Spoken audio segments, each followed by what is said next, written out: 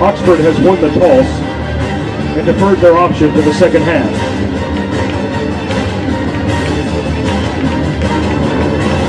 Lake Cormorant will receive the football to begin the game.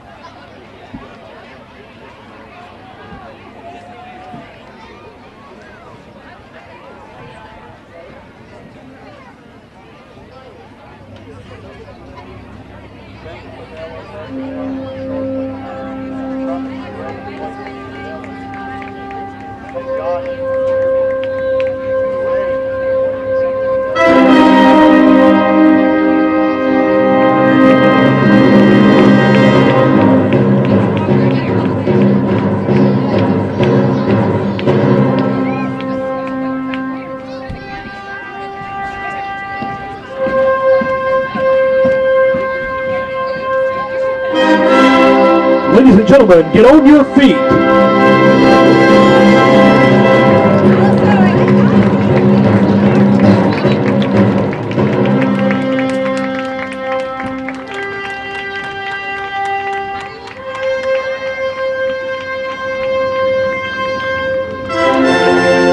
It's Friday night in O-Town.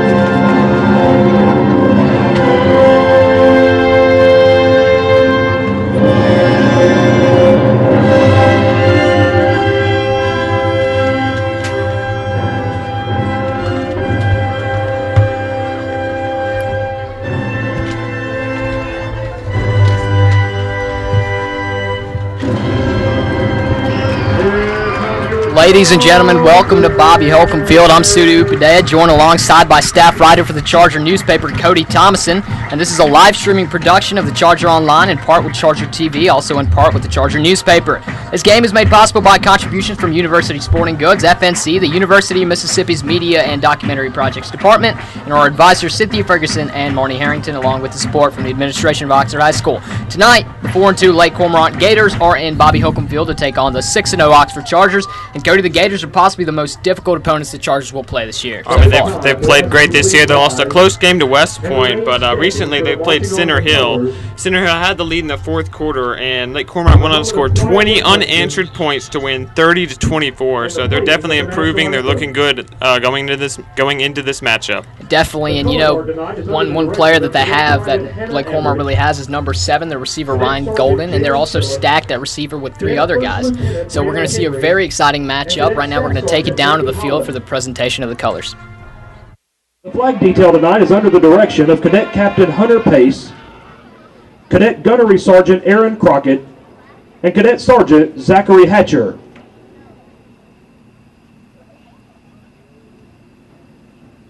At this time, please join us in a moment of quiet reflection prior to the playing of the national anthem.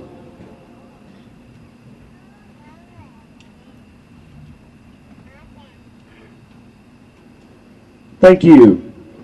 Tonight's national anthem is being performed by the Oxford High School Marching Band. The band is under the direction of Mr. John Mixon, Mr. Jared Brownlee, and Mrs. Marsha Morgan.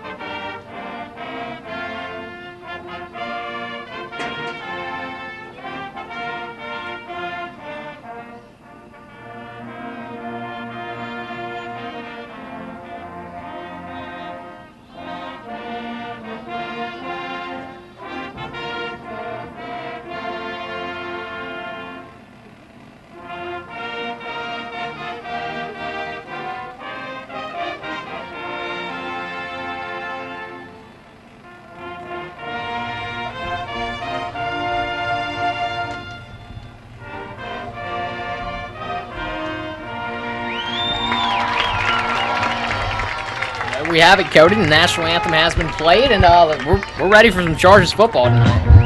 I mean, the Chargers are undefeated coming into the game against a 4-2 Lake Cormorant team, and of course looking to extend their streak. It'll be one of the toughest matchups all season, and they definitely have to play their best to get out of this game with the win. Absolutely correct. And Cody, one thing that you see with the Chargers right now has been their offense. It's not, early in the season you thought maybe a few players would step out and be the true leaders, but it's really been everybody.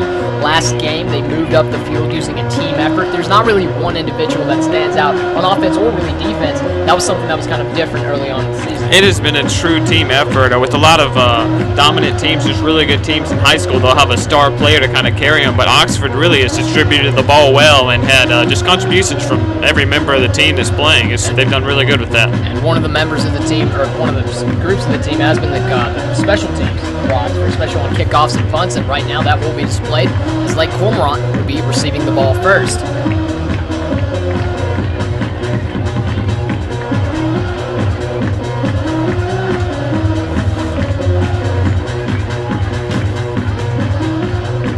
Number 29, Cody Mills, set to kick off for the Chargers. Back deep for the Gators. Number 12, Deshaun Smith, and number 22, Tadari Jordan.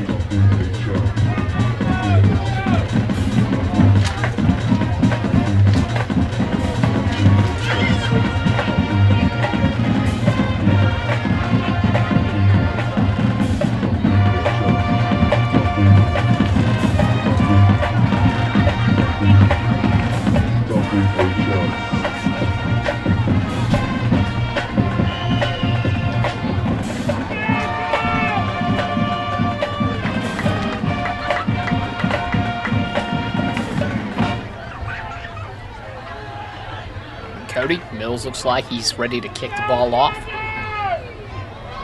And we are underway here at Bobby Holcomb Field. New Hope's going to take the ball at about the 13-yard line, and they're going to take it to about the 20. Excuse me, Lake Cormorant. I'm still stuck in last week's game. Number 22, Tadari Jordan. That was a good tackle there by senior JP Bruscato on the special teams, and it was a shorter kick than usual for Mills, but they were able to stop him around the 20. Cody, let's see what the Chargers defense can do. Coach Steve Herring, when I talked to him earlier this week, told me that Lake Cormorant is a very good team when it comes to passing. Their quarterback is very good, and he told me your team secondary is only as good as your pass rush, so let's see what kind of blitzes they're going to throw at Lake Cormorant today. And here come the Gators. In at quarterback, number 2, Brett Thompson. Thompson takes a snap. He's going to hand the ball off, and the Chargers take him down right away. Number 30, Austin Bird on the carry for the Gators. Tackled by number 44, Xavier Piggies. In the last formation that that Lake Cormorant, the Gators lined up in was a pistol formation. You'll see a lot of spread in pistol formation so far. They're a spread team. They really look to use their speed on the outside and just pass the ball. And something different today, Cody, for the Chargers defense had to be Xavier Piggies, who's now moved at Ted linebacker. Yeah, they listed him as Ted during the game, but he's been playing some defensive end as well. And he's going to take the snap. He's going to look to fire the ball, and it's going to be incomplete right off the receiver's hands. Looks like he had it. If he would have stretched out a bit more, that could have been a Lake Cormorant first down. That was Brandon Anderson there on the attempted reception. Almost had a nice one-hand catch there, but just couldn't haul it in. Anderson. There's a penalty flag on the play. Looks like there's a flag on the play, foul. Cody. Roughing the passer against the Chargers. That's going to be a tough one on the Chargers. Roughing the passer, what would have been a 3rd and 8 now will probably be, or will be, an automatic first down for Lake Cormorant.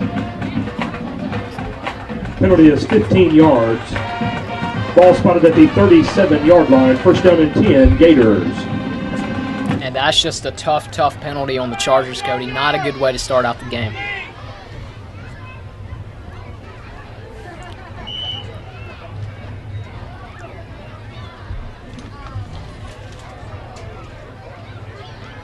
Thompson out of the huddle. He's got a single man in the backfield. Thompson takes a snap. He's going to hand the ball off, and nothing much for Lake Cormorant there. Oxford ate it up right away. Could have been a loss to 1, or maybe he just took it right back to the line of scrimmage. And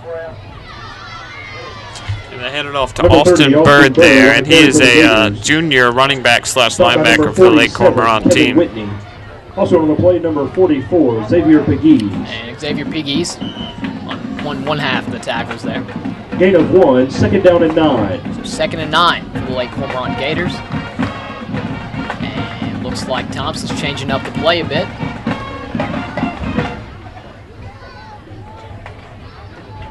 Thompson takes a snap.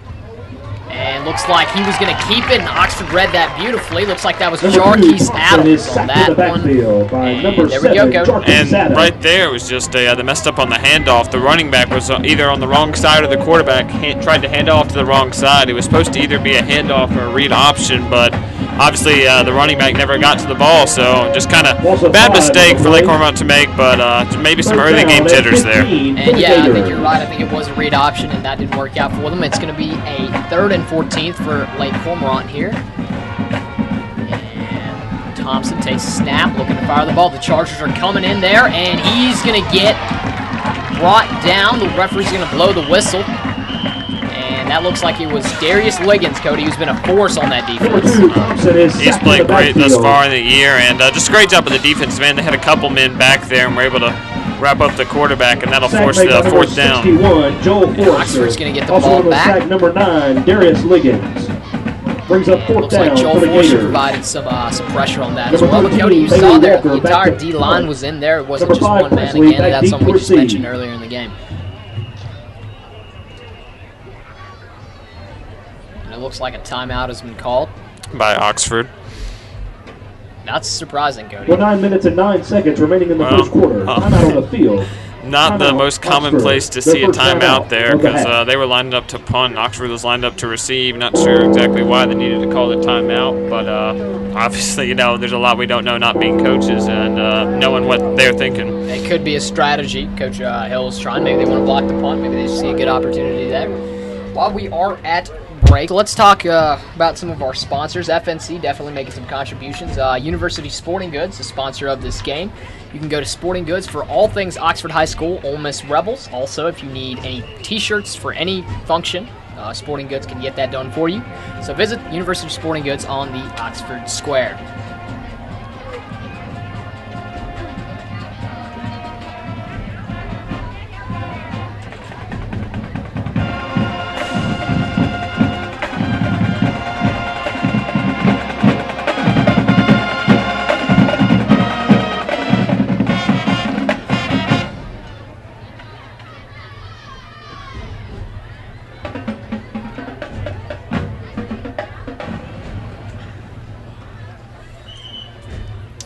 Play clock started, and looks like Toller Presley is back to return the punt for Oxford.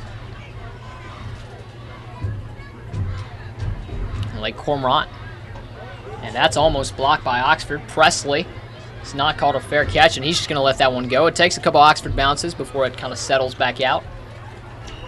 And Cody, here come the Oxford Chargers offense, of course, led by quarterback Parker Adamson. Parker Adamson has thrown 9 touchdowns and 7 interceptions so far, but really 4 have been kind of mishandled by his receivers. But, that he still wants to cut down on the mistakes. That's something he told me this week when we talked. And another player on that offense is, of course, Nick Brown. Very speedy, gets open really fast, and, of course, running back Jerry Barnes. Really tipped interceptions is just part of the game. It happens to every quarterback. It's just something you have to deal with as a quarterback. Of course, the Chargers run a very fast-paced spread offense this year. You're going to see a lot of 4-wide sets with a single man in the backfield. The other thing they like to do is they like to put in their wide receivers to run the ball, just to give them some more speed on the outside. This time you got 2 in the backfield with Adamson, and he's going to send him out in motion. Adamson takes a snap.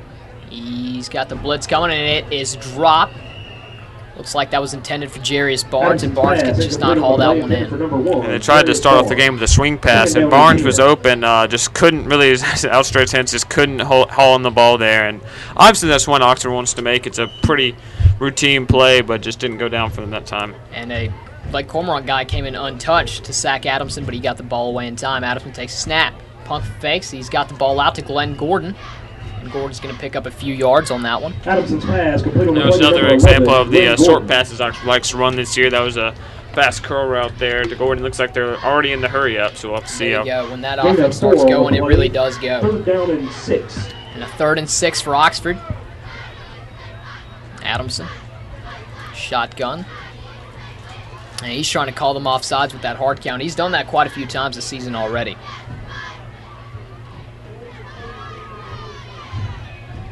And they've got about 7 seconds left on the play clock. Adamson looks like he's going to take the timeout, Cody, and that's not good. The Chargers have now taken their second timeout of the half, and we're only in the first quarter. We have 8:51 left. And just to really, I guess, Adamson probably saw some things he didn't like with the defense, or the coach was trying to get in a new play call, and they just couldn't get the snap off. Rather than take the penalty, they took the timeout. But you never want to burn timeouts this early in the game, especially if it's for clock management. We haven't seen that a lot with Oxford this season, but, when you do have a fast-paced offense with a no-huddle, you've got a lot of signals, you've got a lot of boards and signs, and I think that does sometimes catch even the offense offside sometimes.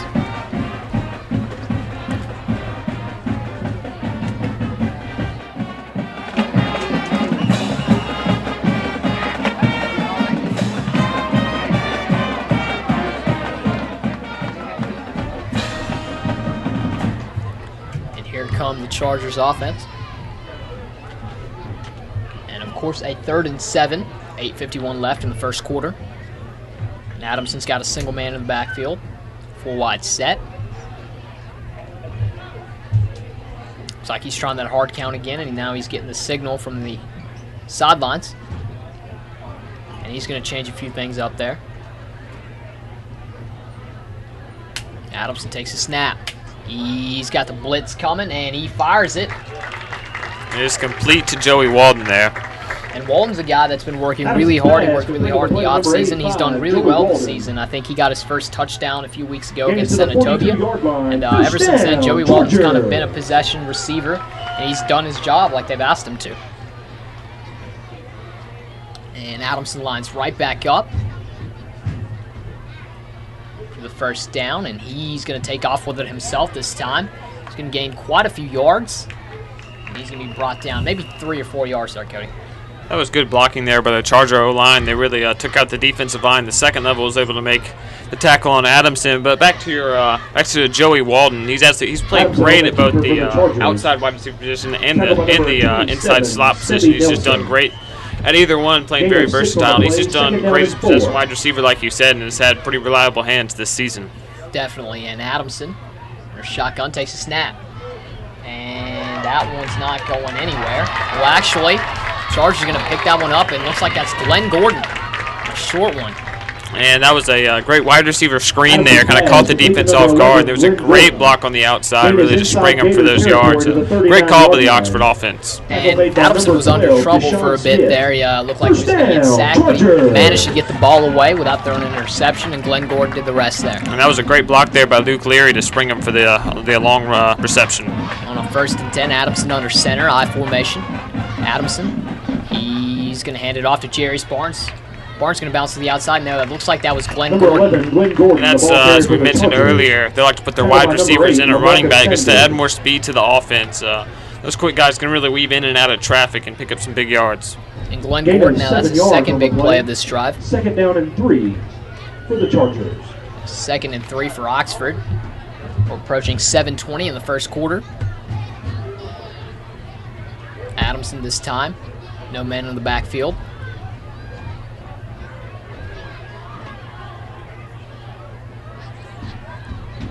And looks like he's getting the call from the sidelines.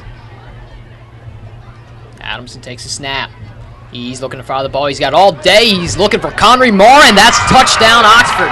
Cody, Conry Marr with a beautiful reception to Parker Adamson. Could have not thrown it better than that. Oh, just lofted it up beautifully up the sideline. Great route by Marr, and the pass just really could not have thrown it any better than that. But there is a flag on the play, so we will have to see. Looks like it might be on Oxford. And that would be very unfortunate for the Chargers. And the ref is signaling it is against Oxford. Looks like that was a false start on Oxford, and that's just very unfortunate. I think the offensive line did a great job. They're giving Parker Adamson all the time in the pocket, but of course, someone moved early, and that one's going to come back. And it's strange. It's usually false start calls or usually pre-snap calls, and they usually blow it dead, but I guess the false start happened close enough to the snap that the refs didn't have time to call it. And obviously that hurts for the Oxford team, as they had a nice touchdown there to Conry Marr, and now they have to start over. And let's see what the Chargers can do. It's going to be a 2nd and 8 for Oxford.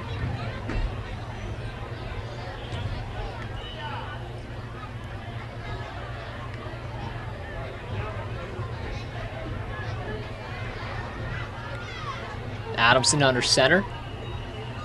And looks like there's another pre-snap foul, Cody. And if it's another false start, I don't think Coach Hill's going to be too happy. Flag on the play. Yeah, you definitely don't want to get 2 false starts in a row, obviously. And the refs are signaling against Lake Cormorant, and that's offsides. And Cody, that's different. They let the false start go, and usually offsides you just kind of give a free play to the offense, but they didn't there. Well, I think that was more into the offsides is like more of a neutral zone call, which is they broke the plane of the line of scrimmage before the play had started. And Adamson back on our center, 2nd and 3. And he's going to play action. He's going to dump the ball off to Jarius Barnes. He's going to do a nice job of eluding a defender, but he cannot get past the second one.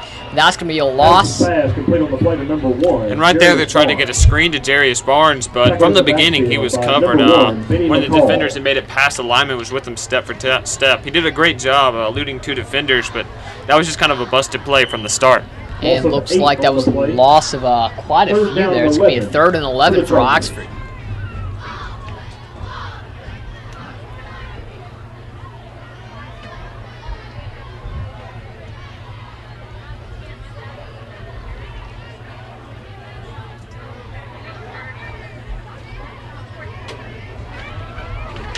Adamson this time in a shotgun. He's going to take the snap. He's got the pressure coming. Adamson's going to roll away with it, and Adamson's still on his feet. And they're going to get him right there in the backfield. He might have gotten back to the original line of scrimmage or lost a few again.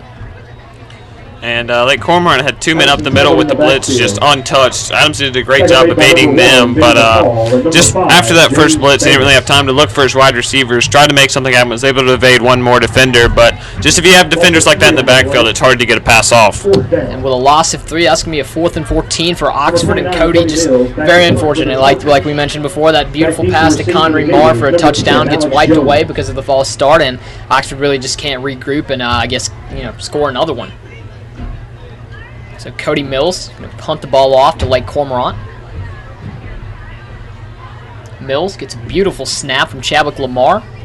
And he's going to try to get this one into the end zone, but it goes to the 10 and a fair catch called. So Cody, good field position, I guess, for Oxford to start out on. Bad for Lake Cormorant. Yeah, that was a great punt there by Mills. Fair call at the 9-yard line. And really, if you're Oxford, that false start call really could come back to haunt them. Obviously, it's great to be the first one on the board, especially in the first quarter, and that could definitely come back to hurt them. But Lake Cormorant has a long field here because of the excellent directional punt there, so we'll have to see if they can get anything going on this drive. And the way the Oxford defense played the last drive, Cody, if they play the same way, they could get the ball. Oxford's offense could get the ball back and maybe hold another drive without a false start and maybe get a touchdown. So Thompson's going to take the snap. He's going to fire it out to his man. He's going to overthrow him. Incomplete there. It's going to be a 2nd and 10 for Lake Cormorant. We tried to get it out there to the junior wideout Ladarius Rogers, but it was just an overthrown pass. And he hasn't been too lucky tonight, passing-wise.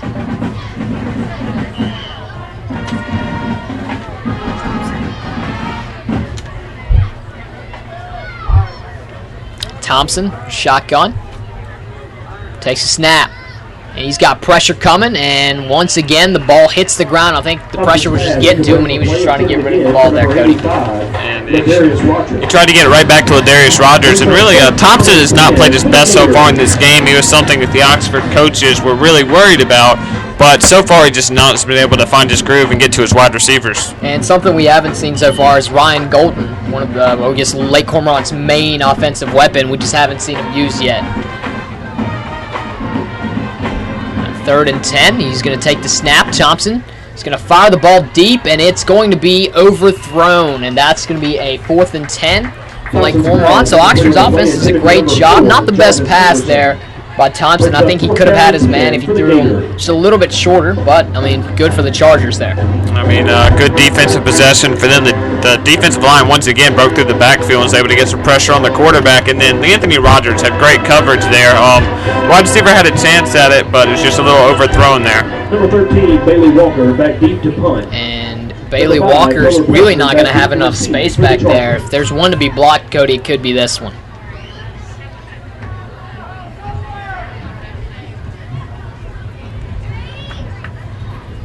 And he's going to get that one, a low snap. Oh, and I think someone on Oxford's side got a little bit of that. And Toller Presley's going to run away from that one to make sure that it doesn't touch him. And, Cody, that's beautiful field position for Oxford to start out.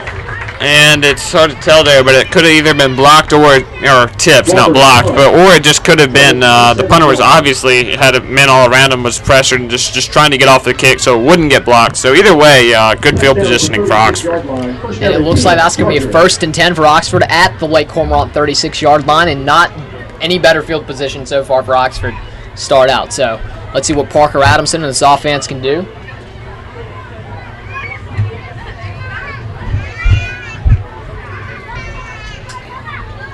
And Adamson back out there. A shotgun. He's got Jerry Barnes in the backfield with him. He's going to send Glenn Gordon in motion.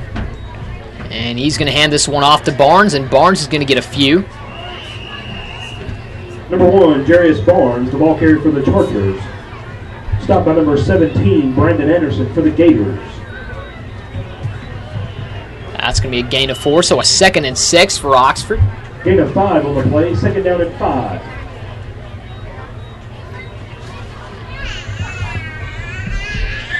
That was Brandon Anderson on the tackle there. He's also played wide out in this game and had a couple of passes thrown his way. So that's pretty versatile to be able to play linebacker and wide receiver. And Adamson this time in a shotgun again, changes up the play. Takes a snap, pressure's coming to him.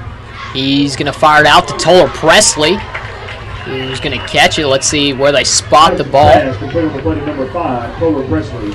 And that was a great job by Adamson, not only his movement in the pocket to make sure he didn't get sacked, but it was a great throw. It was to the far side of the field. Good job there by Adamson. Gain of 3 on the play, 3rd down and 2 for the Chargers. And Adamson, on a 3rd and 2, is going to hand the ball off to Barnes, and Cody, looks like Barnes got enough to get it. We'll see where the refs position the ball there. I would definitely say that looks like a 1st down. Number 1, Jarius Barnes. And it is indeed a 1st down. Gain is to the 24-yard line. 1st down, Chargers. So the Chargers slowly moving up the field. You know, they're not making big plays. It's just little plays, gaining yards, and just moving the chains.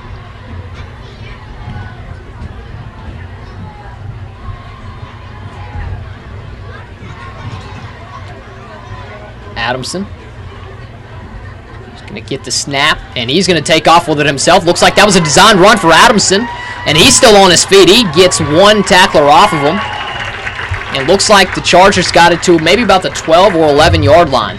And once again, that's just another example of how great the Oxford play calling has been so far. It was designed quarterback draw there. Adamson faked the drop back for the pass, took up the middle, and you have to admire his power on the run and able to get yards after contact. That's not something you see in a lot of quarterbacks. No doubt about that. He's 6'3", 6'4", about 200 pounds, and he can really lay a lick on you as well as, throw the ball.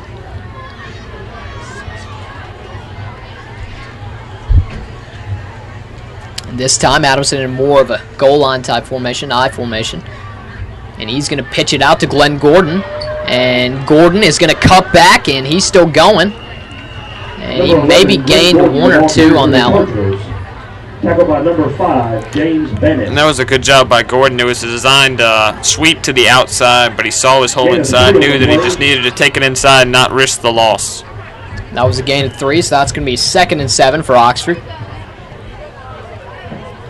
Looks like Conry Morris checking in. Or actually, they're bringing him back out. There was some confusion there.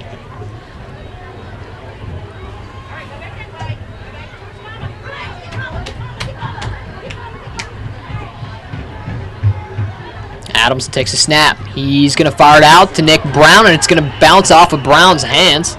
That was kind of dangerous, Cody. If there was a DB there, that could have been picked off. Oh, yeah. Well, Adamson definitely threw the ball hard, but they tried a quick slant to the inside there with Brown, and that's a play you'll see common on goal lines because it's really, if you can just get past that one man, sometimes you'll have the score, but it was great coverage there by Lake Cormorant. And whenever the ball floats in the air like that, you know as well as I that one could be dangerous. So this time Adamson back in a shotgun. He's going to take the snap. And he's got the pressure coming to him. He's going to roll out, and looks like Adamson's brought down. And that's not... And they sent the blitz there, got Adamson from the blind side. It looks like they might be sending out the field goal unit for this one. Also on the play, number 43. And you're absolutely right, Cody. Looks like Cody Mills is back to kick the field goal. Number 29, Cody Mills has been, I don't want to use the word inconsistent, but he's had some bad kicks this year. I mean, when it comes to extra points and field goals, but he's also been spot on when you've needed him to. I mean, he's definitely been a little erratic this year, but overall I think he's going to continue to improve during the season. And this time it's going to be blocked by Lake Cormorant. And it's going to be picked up, and he's still going. And beautiful blocking by Lake Cormorant, and that's going to be a touchdown for Lake Cormorant. Cody, I don't think Oxford realized that they could pick it up and take it in. Yeah, great job there just to jump up and get the block. It was kind of a low kick, and they took advantage of that. But then, as you said, Oxford really wasn't ready for the return there, and really it was Cody Mills and Chadwick Lamar, the only ones close to him, and they had enough blockers really to stop him there. It was a great job by the Lake Cormorant special teams. That's just a great job to get the block and then to have the awareness, get the ball, and take it all the way back to the end zone. And that one really hurts for Oxford, and you can see the players aren't too happy about that one. I think they just assumed that once it was blocked, it was out of bounds or something like that, but Lake Cormorant realized that they could pick it up and take it in, and by the time Oxford realized it was too late. It looks like Coach Hill's trying to argue with the referees, trying to get the call to go his way. The one thing he might be trying to argue is if the kick is blocked and it lands behind the line of scrimmage, then it cannot be advanced. But if it lands in front of the line of scrimmage, it can be advanced. So the Oxford players might have thought that it was behind the line of scrimmage. It looked like to me that it was in front of the line of scrimmage and therefore a legal return.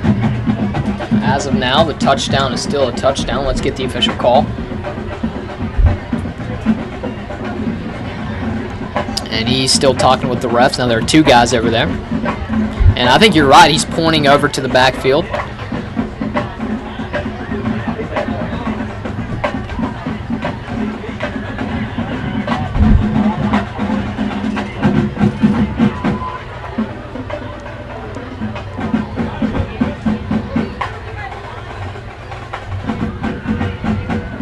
You know, obviously that'd be big if Oxford got the call there, but with most of these times the call stands.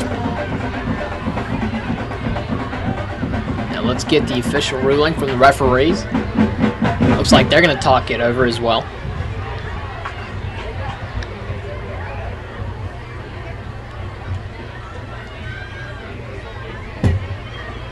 And it looks like Oxford sent their special teams unit onto the field, so I would say that they probably counted the touchdown.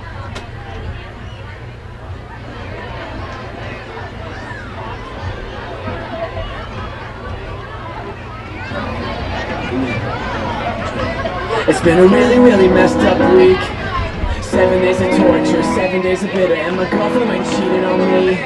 She's a California dime, but it's time for me to quit her. La, la, la, whatever. La, la, la, it doesn't matter. La, la, la, oh well. La, la, la, we're going at it tonight, tonight.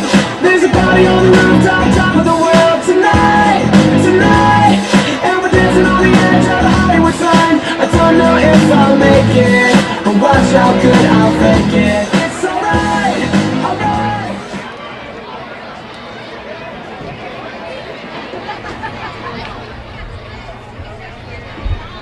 Cody, there's still no ruling.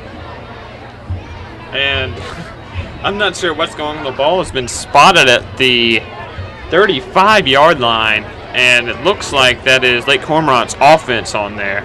To be honest, I don't know how exactly. His field goal was blocked. Ball was spotted at the 35-yard line. First down, Gators. I guess they're saying that there was a returnable kick, but that he stepped out of bounds. That's the only thing I can think of is why they would be spotted right here. And I think you're right. You know, the runner was pretty close to the right sideline, and maybe Chadwick Lamar or Cody Mills knocked him out of bounds, and we just didn't notice it. But nonetheless, a touchdown comes off of the board for Lake Cormorant, and they are going to have to drive up the field for those points. So lucky there for Oxford. I think you can easily say that. Thompson takes a snap, And he's under pressure. He's going to fire it out, and he's got it to his man. Oh, and he did not No, catch it. it's Incomplete. Pass, incomplete That on was the play. actually a gorgeous Intended pass for number there. 4, Just Jarvis Hinkerson. had him on the right Second shoulder. down and 10 Barely wasn't for the able to Gators. complete it.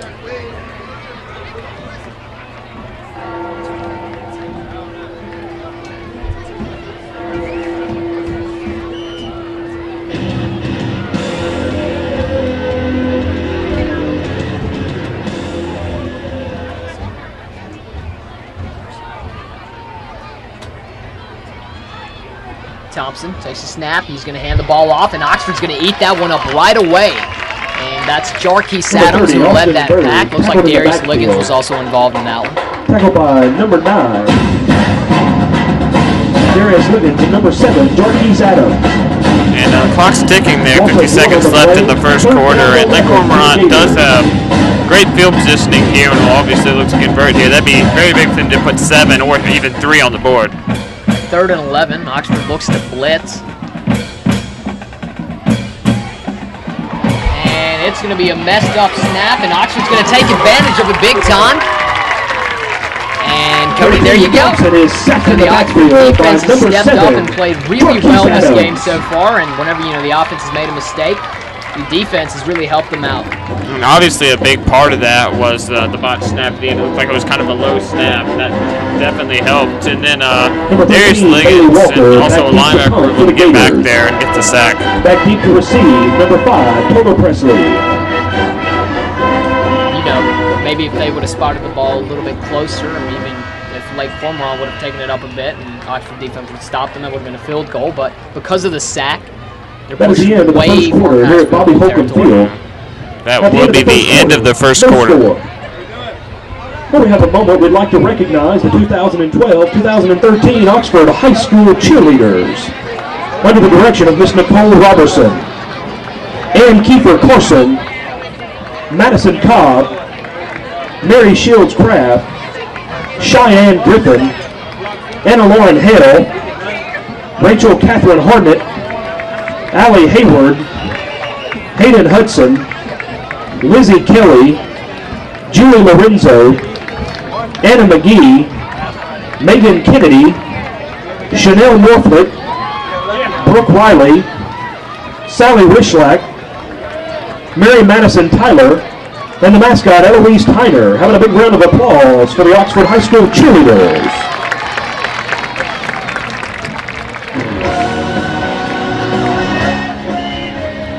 And Cody, looks like New Hope's back out there to punt the ball off to Oxford. And a nice snap. And not the best punt in the world. It's going to go out, looks like exactly at the 21 or 20-yard line. And right there, obviously not a very long or high kick. They were trying just to kick out of bounds to prevent the long return. Not just pretty much average field positioning for the Chargers here. Something you haven't seen this year is Toller Presley really return a kick or a punt at all. He's really just called fair catches or let them go. And that's kind of a surprise because Presley's first year really starting. His first kickoff, he returned for a touchdown. So I think a lot of teams last year expected Presley to really be a threat in that regard, and he really just hasn't had a chance to. So maybe we will see that Oxford this game. takes over. He's been a little tentative catching the kicks, obviously. There's been a lot of times where he hasn't had a chance because where the defense is. Adamson's going to start off at the 23-yard line. He's got 2 in the backfield. He's going to send Nick Brown in motion. Adamson's going to hand the ball off to, looks like, Gordon. And Gordon's still going. And finally brought down. Kind of gain about a few. It looks like that was Cortland Barnes on the handoff. Couldn't really see from where he was going, but that was a great cut by him. And just his speed, he has great speed. Just able to make that cut up the field. Gain of 7 to the 30-yard line. 2nd down and 3 for the Chargers. Adamson this time under center. He's going to send Nick Brown in motion. And he's going to look to fire the ball. He play actions it and nearly picked off. That was dangerous. Adamson's pass. And just good job by Lake Cormorant to get the pressure there. And Adamson's pass wasn't completely on line, but when you have a defender in your face, it's definitely a lot harder to pass. And Chris Jones for Lake Cormorant really got up there. And he's been in the backfield a couple times.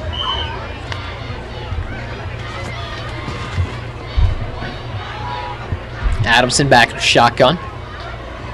Looks like he's trying to use that hard count on Lake Cormorant. 3rd and 3 for Oxford. Adamson takes a snap. Some pressure's coming in. He's got Glenn Gordon wide open, but he overthrows Glenn Gordon. And Cody, that could have been a touchdown. Glenn Gordon has amazing speed. And that's obviously a huge missed opportunity for Oxford. It looks like Lake Cormorant had pretty much a blown coverage, and Gordon was wide open. Nobody was within 20 yards of him. Just no one was even covering him. Looks like either cornerback or the safety missed their coverage deep. They had a couple men short, but nobody deep, and Glenn Gordon was just wide open. And just unfortunate again for Oxford. Offense has not been the highlight of the team so far. And a 3rd and 3 now becomes a 4th and 3. And Oxford's going to have to punt the ball off.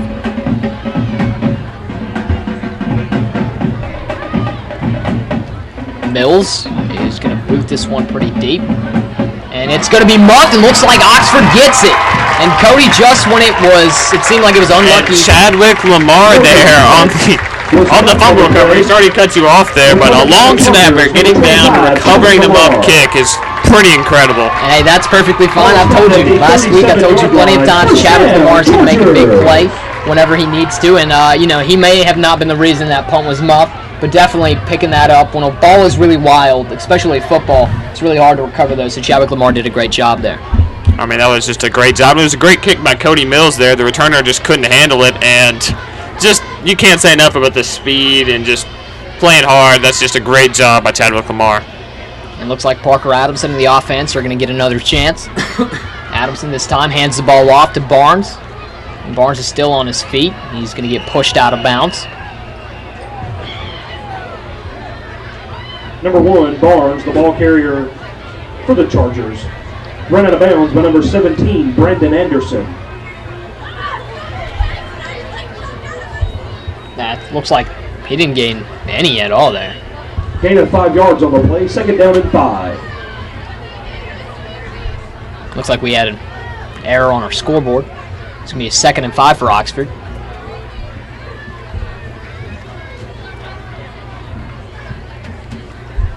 Adamson takes a snap, and he's going to hand it off to Barnes again, and Barnes is out on the right side, and he might have gotten the first down. Right there was another read option play by Adamson, and as soon as Adamson handed it off, he faked like he had it. And that's obviously very effective because of his running ability, and really that's just having a quarterback who can not only get you yards on the ground, but can also help you in the play-action game. Number 8, LaMarcus Sanders. Also to the play, that is definitely going to move the chains for Oxford, so 1st and 10. Jarius Barnes run. Adamson takes a snap. He's going to throw a swing pass out to Glenn Gordon, and Gordon's at the 20. He's at the 10-yard line, and there you go. Glenn Gordon has a big game so far. Cody, I talked to him earlier before the game, and I told him, Glenn, you had a really good debut game last year. We haven't seen anything like that from you again. And he winked at me, and he told me this is going to be the night, and I think he's absolutely right. I mean, so far, definitely another wide receiver screen there. Great block by Nick Brown, and then just Glenn Gordon has just great speed on the outside. We've said that a lot, but he just really does. He has great vision once he gets the ball. Looks like Cortland Barnes is in there now. 1st and 10 for Oxford. Adamson under center. And he's going to hand the ball off, and Barnes is going to get popped in the backfield. That's a great job of Barnes for getting up there after that. He's a little fella. Barnes, the ball carrier for the Chargers. And that was just a great tackle there. Erico Page was one of the men back there. Just a great job getting back there and able to make the tackle on the running back, went low and just got his feet out from under him. Cody, a great job by Lake Cormorant, but let me just say, even a better job by Cortland Barnes. He's tough. I'm not sure I would say a better job, but still very impressive for him to pop up.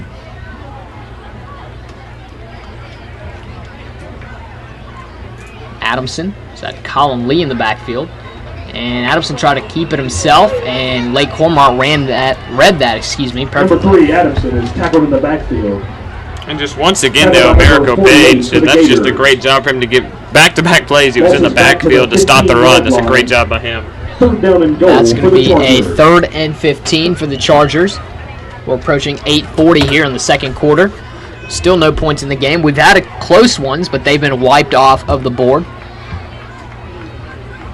Adamson this time in a shotgun. He's looking to fire the ball, and he's going to fire it out, looks like to Presley. And that is incomplete. And he tried to get the fader out there to Presley, just tried to get in the corner of the end zone. Just little overthrown there. Presley couldn't really make the adjustment in time. But he was pretty open, just wasn't able to get it to him that time.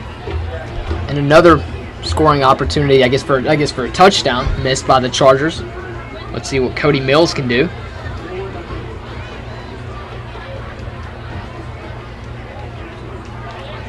Number 29, Cody Mills, on to attempt a 32-yard field goal. 32-yarder for Mills.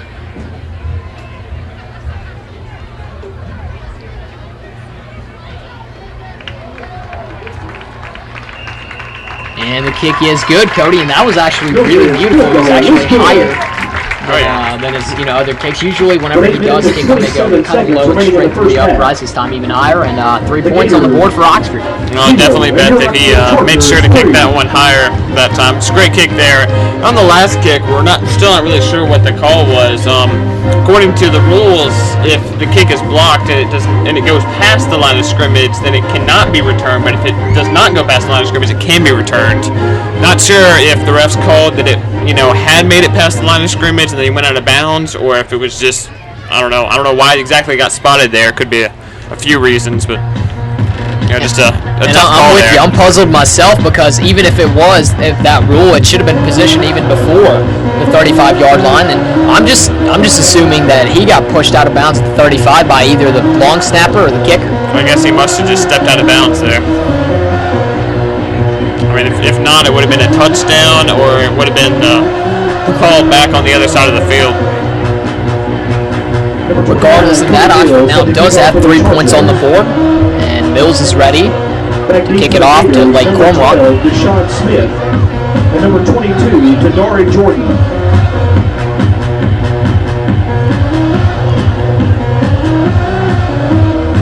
It looks like Harlan Stewart on the kickoff team for Oxford is ready. Mills is going to boot this one deep. That's going to go in the end zone for a touchback for Lake Cormorant. That was much more characteristics of Mills' kicks. We saw one that went to about the 10-yard line on his first one, but that one back in the end zone for the touchback. Cody, the Oxford defense, which has just been relentless tonight. Let's see what they can do on this drive. And one thing we haven't seen from Lake Cormorant is they have not passed it as much as really is their tendency to do. They've been with more of a run-based scheme, and really their passing game just hasn't clicked yet. They've missed some passes, just haven't really been able to connect between the quarterback and the wide receiver.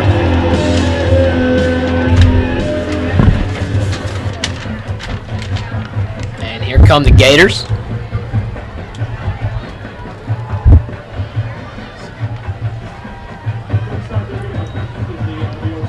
The handoff up the middle, nothing really going there for Lake Cormorant.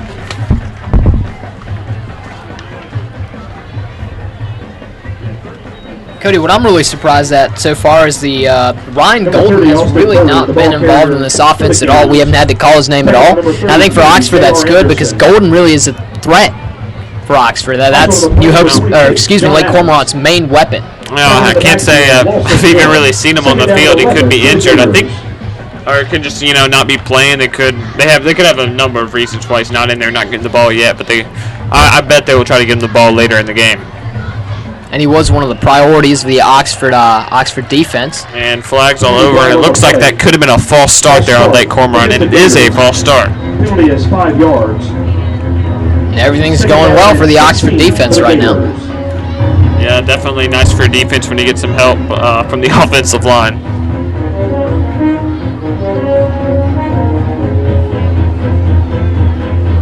And it looks like Lake Cormorant's going to have a 2nd and 16 on their hands.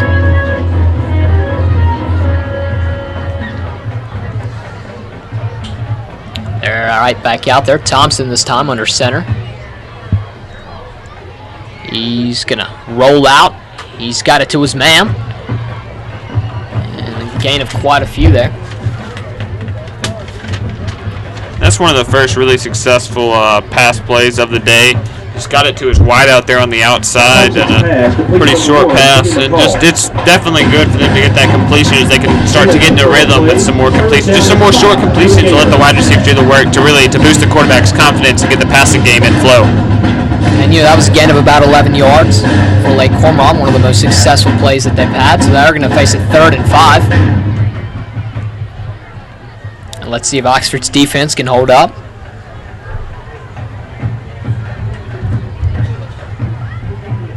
Thompson takes a snap.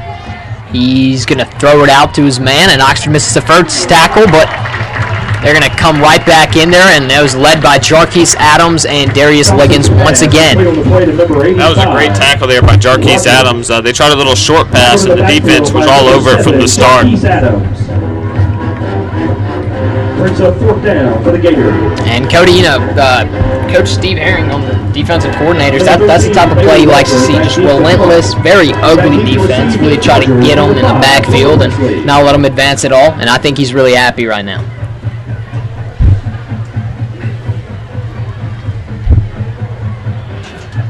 Lake Cormorant, a low snap, and not the best punt in the world there.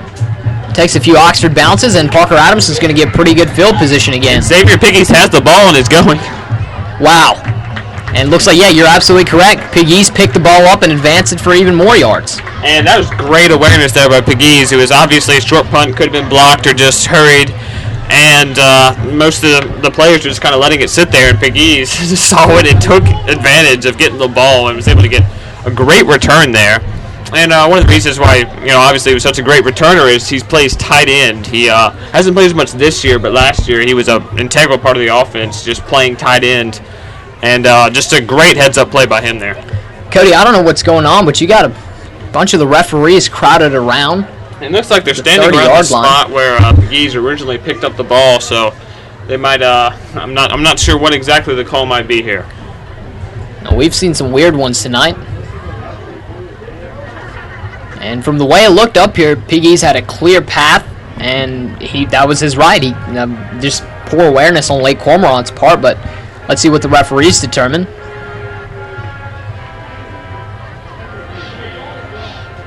And it looks like they are going to position it at about the 20-yard line. I felt like Piggies advanced a bit more.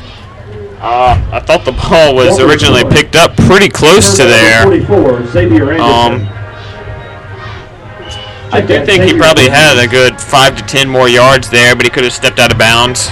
Ball is spotted on the 18-yard line. First down. Still 18-yard line. That's pretty good field position for Parker Adamson to start out. Let's see if the Chargers can get a touchdown on this drive. Adamson sends a man in motion. Take the snap, and he's going to hand the ball off. And a gain of about a few there.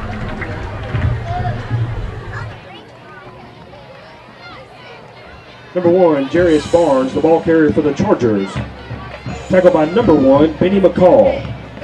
Gain of 6 on the play. 2nd down and 4 for the Chargers. So 2nd and 4 for the Chargers. Gain of about 6 on that one. 6:17 left in the second quarter. Let's see if Oxford can score before going into halftime. And this time Adamson's going to hand it off. And not that many yards gained. Looks like that was Jarius Barnes. Number 1, Barnes, the ball carrier again for the Chargers. Tackle made by number 1, Benny McCall for the Gators. Looks like a 3rd and 2 for Oxford. 3. And Cody, they're sending out Joel Forrester, and I think Xavier Piggies. I think they're going to try to run a goal line formation here. And Joel Forrester has played offensive line in the past, so he's definitely a good blocker. And it looks like they might just try to pound it here. And Adamson this time is going to hand the ball off, but it's going to be a pre-snap foul. It might be a false start on Oxford. Looks like that we're going for a power handoff there. And they had extra blockers in, including Piggies and Forrester. Piggies, as just mentioned, playing tight end.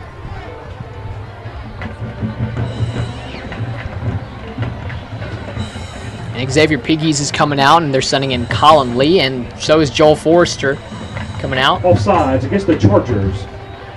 Penalty is 5 yards. Offsides there for the Chargers. Not the most common call to see there on the offense. They're going to go with a completely different call there, Cody. 3rd and 8. Adamson is going to pitch it out. Looks like to Nick Brown, and Brown is at the 10. He's at the 5. Touchdown, Oxford.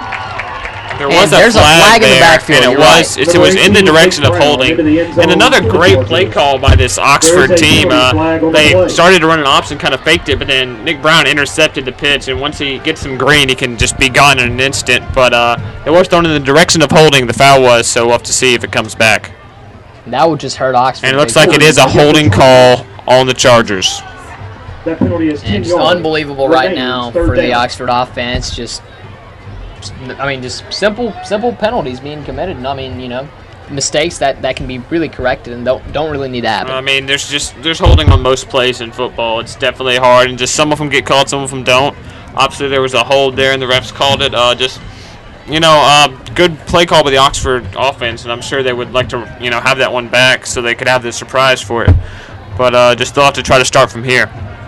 That's going to be now a 3rd and 18 for Oxford. Adamson, a shotgun. This time he's going to go all out for Glenn Gordon, and he overthrows Gordon again. Tried to get Gordon open in the corner there, and just the pass was overthrown. Very sloppy play by Oxford's offense so far, Cody, but the defense has been the high point, so let's see what the defense do. Number 29, Cody Mills, on to attempt a 42-yard field goal. Cody, looks like Mills is back out there, and this is going to be a 42-yarder. And that's a pretty long field goal for the high school level. I've seen Mills kick it from almost everywhere at practice, but of course you don't have that same sort of in-game pressure. And a huge part of kicking is the pressure. So Mills this time. And it's going to go in, Cody. Wow. Looked like it hit the post and went out, but actually got knocked in. And it didn't even hit the post. It actually went so far, it actually hit the cameraman standing behind the field goal post. That is leg power. That is amazing. And Mills, who's been a kicker since the 7th grade, kicking at a very high level. He started out even as a freshman. He was kicking for the Chargers. Just gotten even better and better. That's just a very impressive kick for the distance, straight down the middle of the uprights. It's a great pick.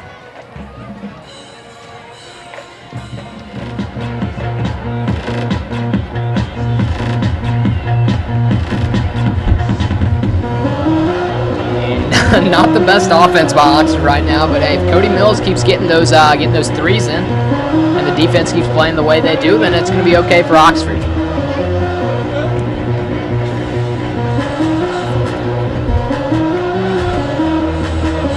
Number 29, Cody Mills, set to kick off for the Chargers. Back deep to receive for the Gators. Cody, the team's really pumped up right now. I think just that kick, like you said, just that display of leg power has got him going.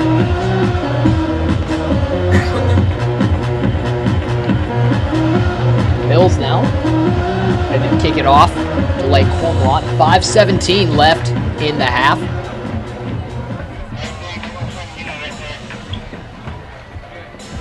And Mills, it's going to be a high one. And it's going to be muffed by Lake Cormorant. And Oxford's right down there. And looks like they got him in the end zone. I think forward progress will make it not a safety, but it was close. And just a great job by Oxford's special team. First of all, Cody Mills. I think his kick was sort of confusing for Lake Cormorant. The way they started out, he moved positions, and then Oxford's defense had enough time to run down the field, whack him. I think it was at the 1-yard line, but we'll see where they position the ball. Obviously, just couldn't handle the kick there. Lake Cormorant obviously wants to catch that one, and really, they were fortunate not to get a safety there. Oxford was pretty close to getting him there.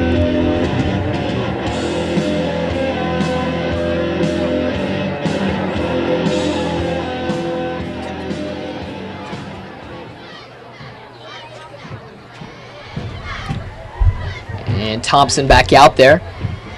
Not the best field position for them. And they're going to go with a short run, and Oxford's going to stop that one right away. And really, they Cormorant there just went with their quarterback sneak, obviously backed up this close to their end zone. They don't want to get a safety, and even a handoff can just be dangerous in getting a safety. So they just tried to get a few yards up the middle to give them some room to work with. And we're approaching about 4:49 in the first half.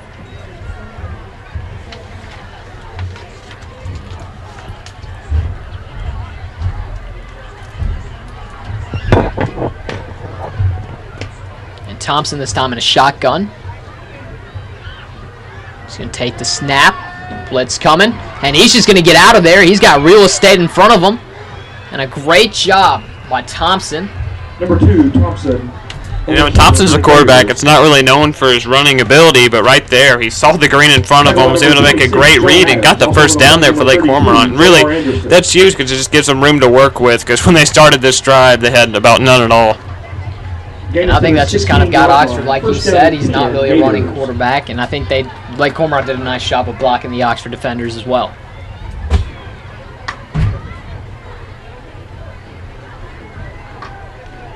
Thompson taking the snap, and he's under pressure again, and he's going to overthrow his man there. And it looks like Thompson wanted to take it up the middle again and go for another run, but he saw the pressure coming at him and tried to force a throw in there, just tough throw on the run, and wasn't able to connect with the wide receiver.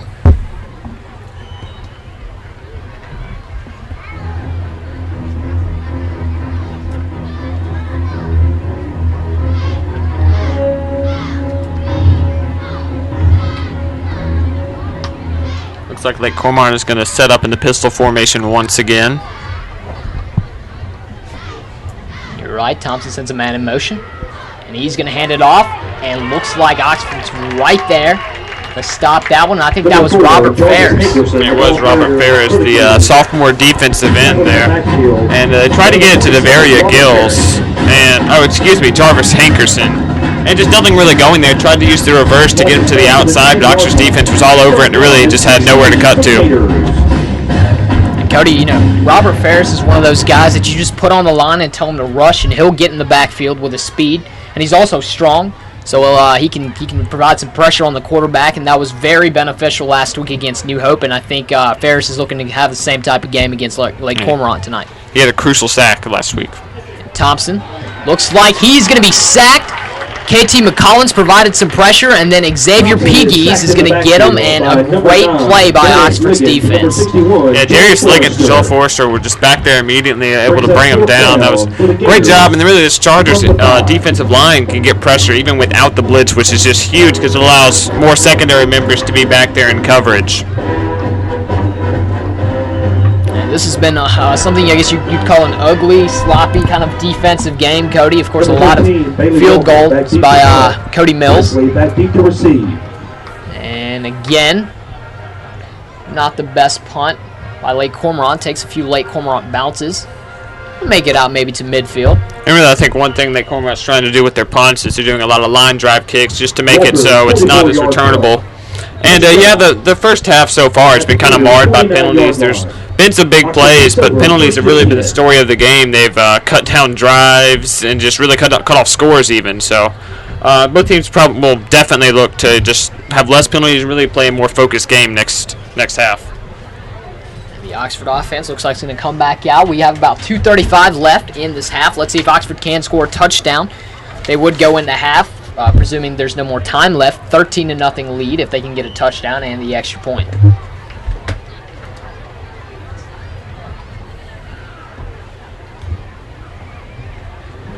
Here comes Chargers offense.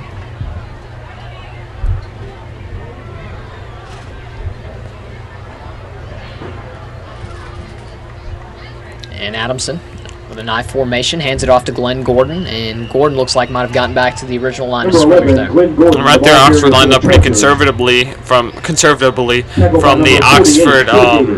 Just from the I formation, and really they're just trying not to risk a big play for the defense there. Looks like that was actually a loss of 2 for Oxford, so a 2nd and 12 for Oxford. We're approaching 12:05 in the second quarter.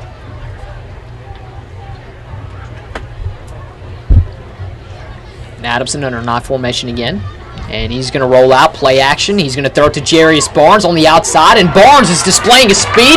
Barnes is about to be gone, and looks like, Cody, that's an Oxford touchdown. There you go. And a great play action pass there. Looked like they were going to continue with the conservative play calling and just do a handoff up the middle, but then Adamson there had it on the bootleg and had Barnes wide open. He took off from the running back position, and just once he caught the ball, great job using his speed to get to the second level, make the cuts, and get to the end zone. That's like you said, a great display of speed by Jarius Barnes, and whenever Barnes is another one of those guys, Glenn Gordon, Nick Brown, and Jarius Barnes. That scoring drive traveled 49 yards, capped by a 51-yard pass to Barnes from Adamson. So a 49-yard touchdown run by Jarius Barnes. Cody Mills in for the extra point. And it is good. So Cody, the Oxford Chargers now leading 13-0. And you just need one big play, and there you go. And obviously that's not a great way for Lake Cormorant to go into the second half, down 13-0. So if they can put up 7 points on the board, they'll definitely improve their morale. But right now, Oxford just has all the momentum behind them. I think you're absolutely right. The offense just had a big play. Defense has been playing great. Cody Mills has been amazing tonight. And just all parts of the game so far have been flawless for Oxford.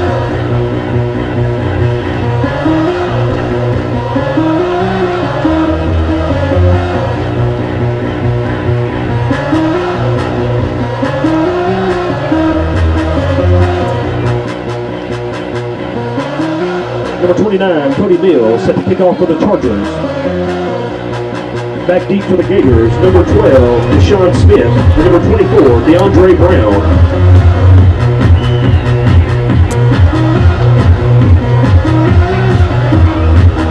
And Cody Mills kicking deep to Lake Cormorant. Of course, 1:43 left in the second quarter. Mills is going to kick a short one. That might have been an onside kick they were trying there, Cody, and did they get it? It was an onside kick, and it looks close to an Oxford return, but went close to the sideline, so it could have gone out of bounds. And I assumed it went out of bounds as well. Let's see what the referees say.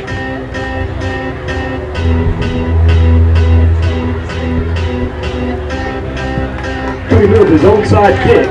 Recovered by the Chargers. And it is recovered by the Chargers, Cody, and there you go. And really, Cody Mills has been great on the onside as well as his special teams to recover the ball. And just they've thrown this out when the teams weren't expecting it, and it has paid off huge for the Chargers so far. And that's that play calling ability of Coach Hill. Many people in the past have said Coach Hill has had conservative play calling, but he really has not. Coach Hill will throw anything at any team when they're least expecting it. Like you just saw with the play action pass there for the touchdown, and then an onside kick following it with 1:48 left in the game. Unexpected move, but one that could pay off huge for the Chargers. And if they can get to 20-0 going into halftime, that would just be a big morale boost and have all the momentum for the Chargers. There is a flag on the field.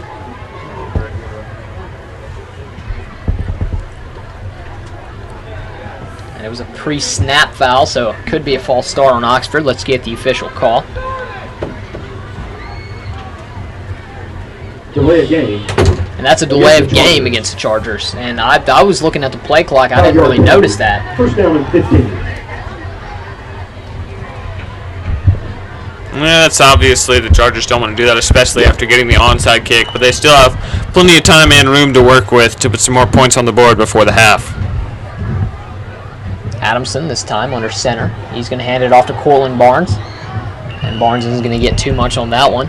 I think Barnes tried to run through Adamson's hand on that one. Really, they're fortunate there wasn't a fumble there. It looks like there was a little miscommunication with the handoff there, and they kind of bumped into each other. And Barnes kind of stumbled a little bit too. Good job holding on to the ball, but that could have been a lot worse for the Charger team. So approaching 1:20 in the second quarter.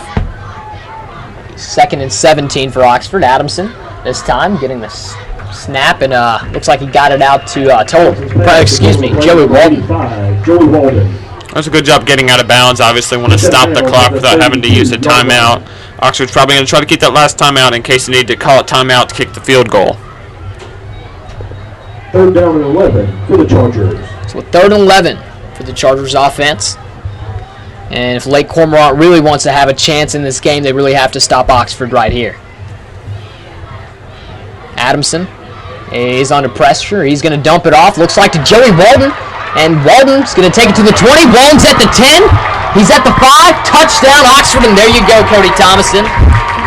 And right there, they ran the wide receiver screen again. This time, they had Walton come to the inside, had the entire offensive line in front of him, made a great juke move to break the first tackle, and then it was off to the races for Joey Walton there. Great screen pass there. Great call by the Oxford team.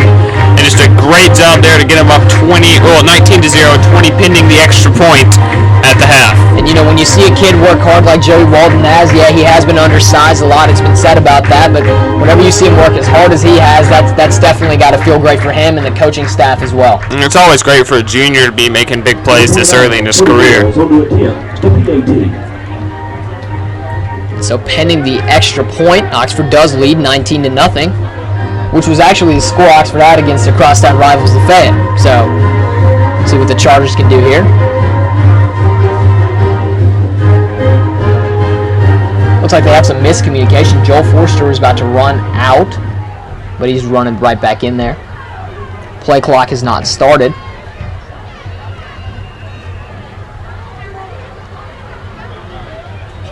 And it looks like Lake Cormorant might have called a timeout there, Cody. They look like they had too many men on the field. Timeout, Lake Cormorant. Their first timeout. They were trying to get the extra man off the field, but I think their coach didn't think they could get it in time. That's obviously a good call. I mean, there's 1:06 left, so drive down the field would be hard to do, and really it's better to have the timeout than to just allow the penalty there with the 12 men on the field.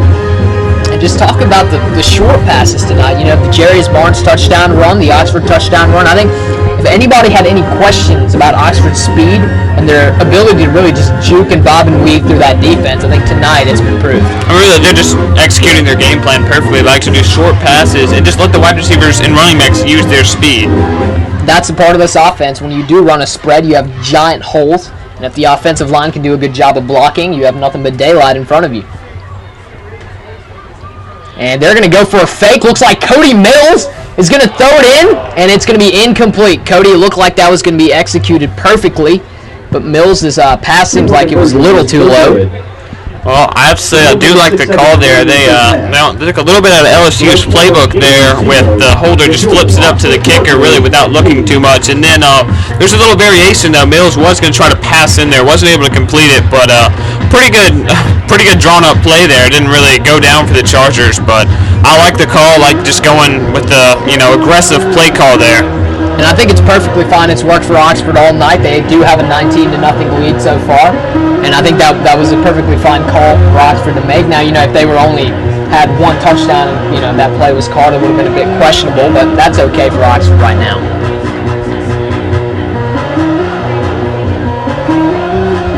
And Cody, a lot of action with about 1 minute left in this game. Looks like Lake Cormorant's going to get the ball right back, and we thought Oxford would have ended the game, or ended the half 2 drives ago, and it's still going with about 1:06 left in the second quarter. And really, the game did start out kind of slow, but it's just really picked up since then. Oxford's done a great job controlling the ball and just, controlling the time of possession. Definitely the tempo of the game as well. That's in Oxford's favor.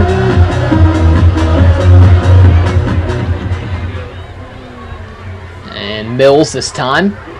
Gonna boot the ball down, and it looks like it goes out of bounds. And that will move it up to about the 30-yard line there. And obviously it was really close to the corner of the end zone. If it went about a yard farther, they probably would have just got a touchback there. Really the first mistake Mills has made all night. Penalty is a legal procedure against the Chargers. Ball was spotted at the 35, first down and 10. So Lake Cormorant will get the ball at the 35-yard line. Of course, 1:06 left in the first half. It'll be interesting to see whether they come out and just try to go conservative, do a couple of handoffs, and prevent the Chargers from touching the ball again, or if they'll go aggressively and try to score before the half. They have 2 timeouts left, and they don't have bad field positioning, so we can see either one. So Thompson leads his offense out. He's got no men in the backfield, 5 wide. And a blitz coming, and he's going to step in the pocket, and he's going to be brought down by Oxford. Darius Liggins in the backfield again. It's been back there all day. It looks like Cormorant did want to go aggressively and try to pass the ball, win a 5 wide receiver set to just try to get their speed on the field. But Oxford there with a great job getting into the backfield. And a 2nd and 14 for the Gators. We're approaching 40 seconds to go before halftime.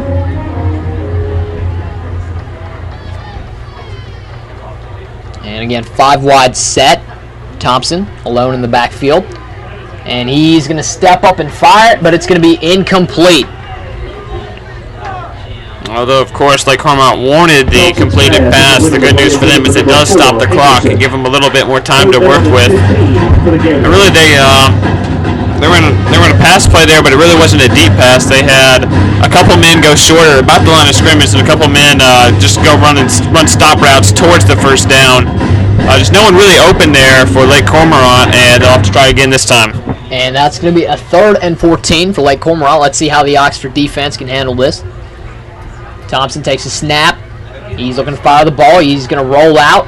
And he's got all the time, and he's going to be pushed out of bounds. And looks like that was number 2, Brett Thompson. It's like John Adams. And right there, Lake Cormorant decided to stop going with the 5 wide receiver lineup and put in a running back. And that was mainly just to get some blocks and get some time for Thompson there. And it paid off when Thompson had all the time in the world. He was able to run and just try to pick up some yards. Really just a great job of the Oxford secondary and covering the wide receivers, really not giving him an option for the pass. That was D.K. Hutchins, not John Adams, pushing Thompson out of bounds. Walker back deep to punt. Number 5, Presley, back deep to receive. So with 20.7 seconds left, Toller Presley will get the ball back from Lake Cormorant. And it's going to be a high one. Presley is going to be able to return this one. And he gets brought down at about the 40-yard line. Number 5, Toller Presley on the return. That'll give Oxford 12 and a half seconds to try to move down the field. I wouldn't be surprised to see a little handoff up the middle or even a kneel play here. Cody, I think with the play that happened last week with Parker Adams and getting rocked before halftime, Coach Hill might just go conservatively and just go for the kneel and take it into half. Yeah, there was a controversial hit at the end of the half last time, which Parker Adamson really just took a huge hit from the defense there. And just, they might not want to risk that again. Obviously, you want to protect your quarterback.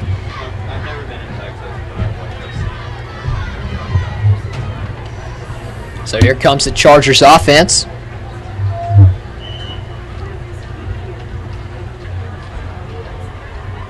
And we'll see what Coach Hill has. Maybe he's going to fire it deep. Maybe you're right. He's just going to hand the ball off. Looks to me like this will be a kneel play. And you're absolutely correct. That'll just run the remaining time off the clock. So, going into halftime, the Chargers have a 19-0 lead against the Lake Cormorant Gators. Stay tuned with us as we will be showing both Lake Cormorant and the Oxford High School Band as a part of the FNC halftime show. Of course, we will have a halftime interview for you before the team comes out for the second half. Thank you for joining us, and please stay tuned.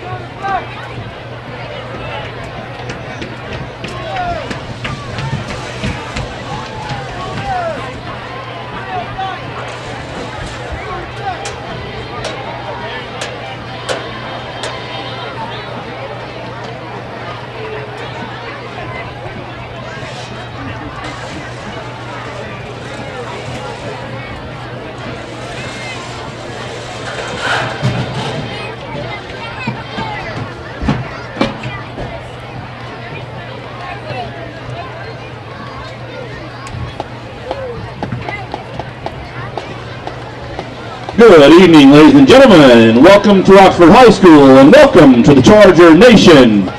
Would you please join me in welcoming to the field the Oxford High School Band.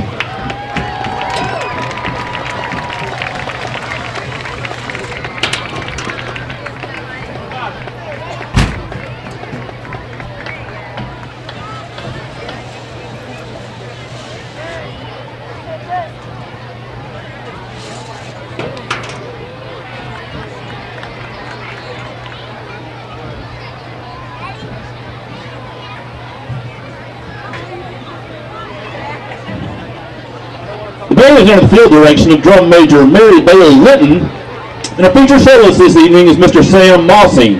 Please welcome the Oxford High School Band as they perform the music of Elton John.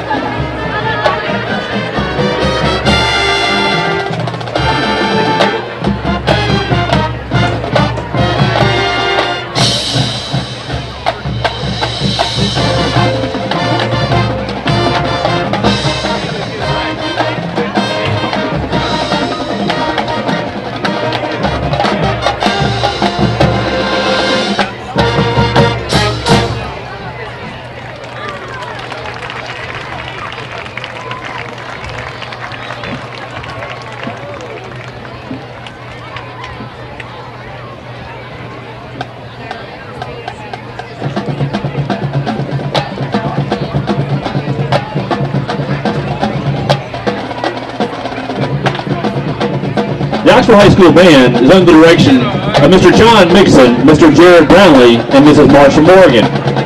Our superintendent of schools is Mr. Brian Harvey, and our high school principals are Mr. Michael Martin, Mr. Duncan Gray, and Mrs. Kathy Hallington. Please join me in another round for the amazing performance of your Oxford High School Band.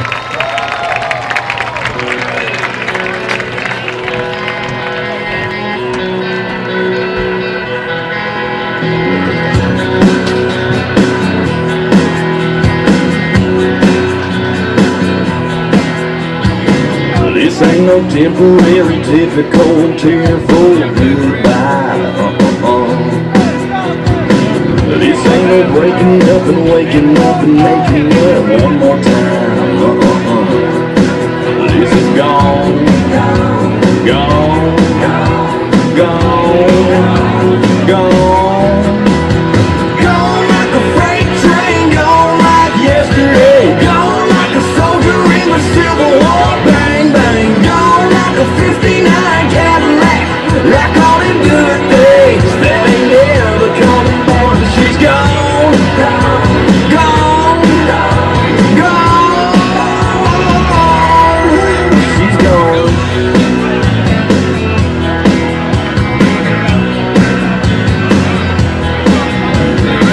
This ain't no given time, I'm hurting, but maybe we can work it out. Won't be no champagne, red rose, romance, second chance. This is gone, gone, gone, gone. Gone like a freight train, gone like yesterday. Gone like a soldier in the Civil War. Bang, bang, gone like a 59 Cadillac. Like all them good things that ain't never coming back. Long gone, done me wrong, never coming back, my baby's gone. Yeah,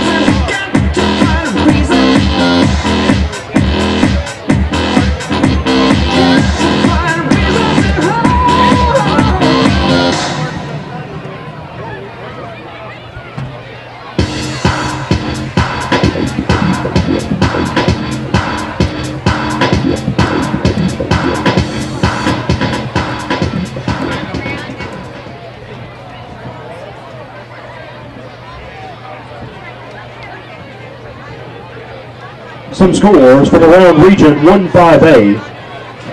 At halftime, Hernando 13, New Hope 0. West Point 28, Clarksdale 0. And Center Hill 14, Saltillo 7. Some other scores from around the Mississippi High School Activities Association. New Albany 28, North Pontotoc 6. Amory 14, Corinth 0. Starkville 20, Ridgeland 0. South Panola 7, Columbus 7. And Lafayette 21, Rosafort 0. Again, some scores from around the Mississippi High School Activities Association as well as scores from Region 1-5A.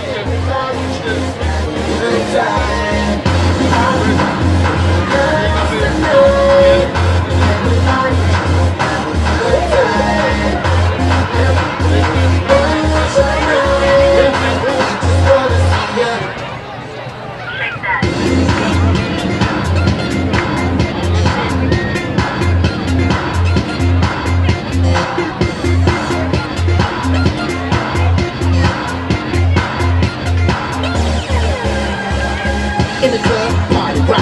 Looking for your girl, she on the job. Non-stop when we hit the spot. Booty moving weight like she on the block. With a drink, I got some nuts. I use that cause I'm rockin' roll. Half black, half white, domino.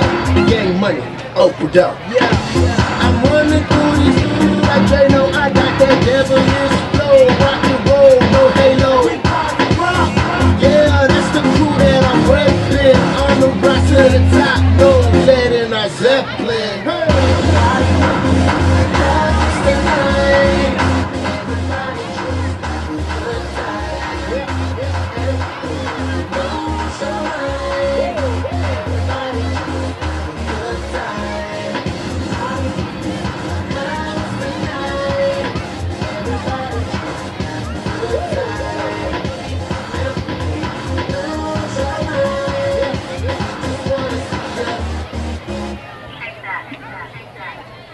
Every day I'm shuffling. And they're working as a team, and that's something that I actually hadn't seen in the past, but it seems like it's coming together this year, and the coaching staff has done a great job with them this year. Again, we're with former Oxford High School track star and current Alabama track star Justin Fondren. Justin, last year, not the best year, of course, for the class of 2012. You know, we did have some advances in the game. Of course, Mondine was one of those featured guys. You think this team can get to the state championship? I think they can. They could just keep playing their heart out and give it their all. I mean, nobody can stop anybody, no matter how big or tall. I mean, if you got the heart, you can go as far as you want to go. Thank you so much. Again, this was Justin Fondren. Justin, enjoy the rest of the game. All right, man. Thank you. All right, so about 42 seconds left before the start of the second half here at Bobby Holcomb Field. Again, a really great game played by Oxford, especially for the offense later in the first half, and the Chargers are going to come back to build on the momentum that they have built in the first half, and we will join right back with you as the second half starts.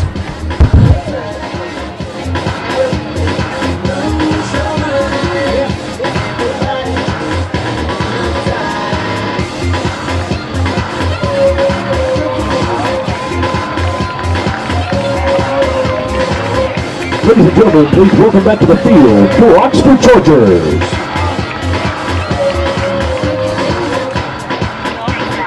Every day I'm shuffling.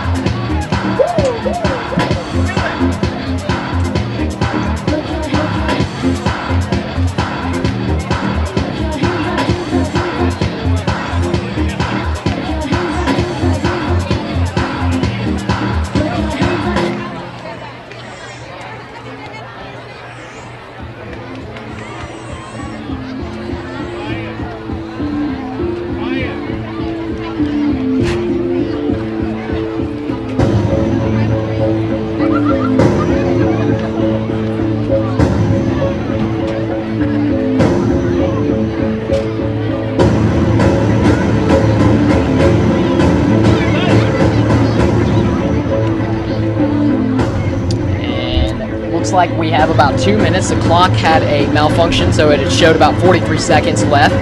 And looks like we have a little bit more than that. And Cody, at halftime, CTV News' Kennedy Telford talked with Coach Johnny Hill. We're going to run that for you. Okay, this is Kennedy Telford reporting for CTV News. So, Coach, your offense seems pretty confident right now. How are you going to keep that going into the second half? Well, they're not doing anything that we hadn't prepared for. We're just going to try to execute our offense. We missed some scoring opportunities, stupid penalties, called some plays back, but hopefully we'll get that corrected and try to put some more points on the board. Defense is playing great. Special team doing great. Thank you, Coach. There you go. So, Coach Hill, early on in the half, offense had some trouble, and I think they really fixed that. And like he said, the defense just has to keep improving. Of course, the kicking team has been has done really well. One thing that I found out, I just went into the locker room for the halftime. Cody Mills was really rocked on his last kickoff. He was kind of holding his head. There's no serious concussion issue, although his arm is kind of sort of busted up. So we'll see how that affects Mills. I really don't think it will. He talked to me fine, and he kind of bragged. He said, "Hey, I've got some of the highest points in the game right now." So he's going to try to come back out for the second half for that.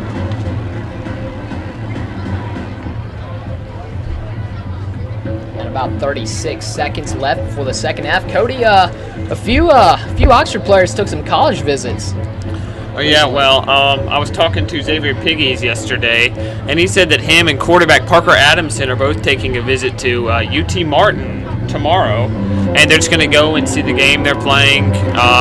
And just, it's great that Oxford players get to go on college visits and really get some. Parker Adamson has he has a scholarship offer from UT Martin. Nowhere yet on if Xavier Piggies also has one, but they're definitely looking into both of them as prospects, and could definitely be a place they could both wind up playing in college. Definitely, Adamson's only, offer right now has come from UT Martin. Of course, other schools have expressed some interest in him, but have not offered Parker Adamson a scholarship, and I think a lot of that has to do with how his senior season plays out. Some people that he told me he's talked with has been Duke. I think he had been to an Alabama camp. I think Ole Miss had talked to him as well, but we'll see how that all plays out. But the second half is about to start. Oxford will get the ball to start out the second half, and that offense, if it keeps playing like the way it did later on in the first half, then Oxford is in a, great position to win this game and go 7-0.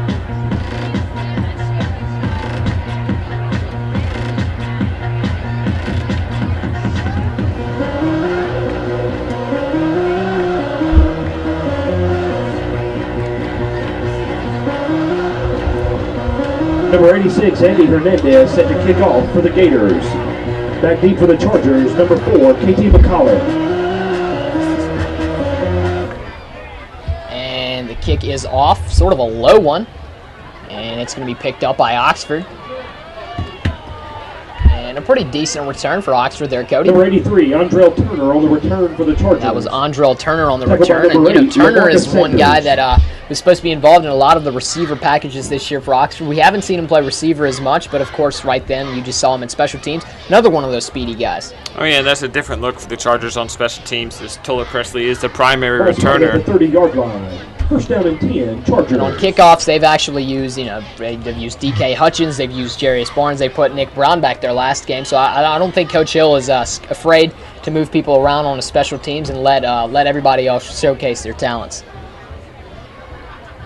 So Adamson back out there, shotgun, single man into the backfield.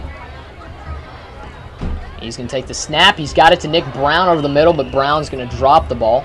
Another quick slant there. The pass was behind him, but that's a pass that Nick Brown has to haul in there. That's it's not the easiest catch in the world, but it's one you definitely need to catch. That's going to be a 2nd and 10 for Oxford. 11:51 left in the third quarter.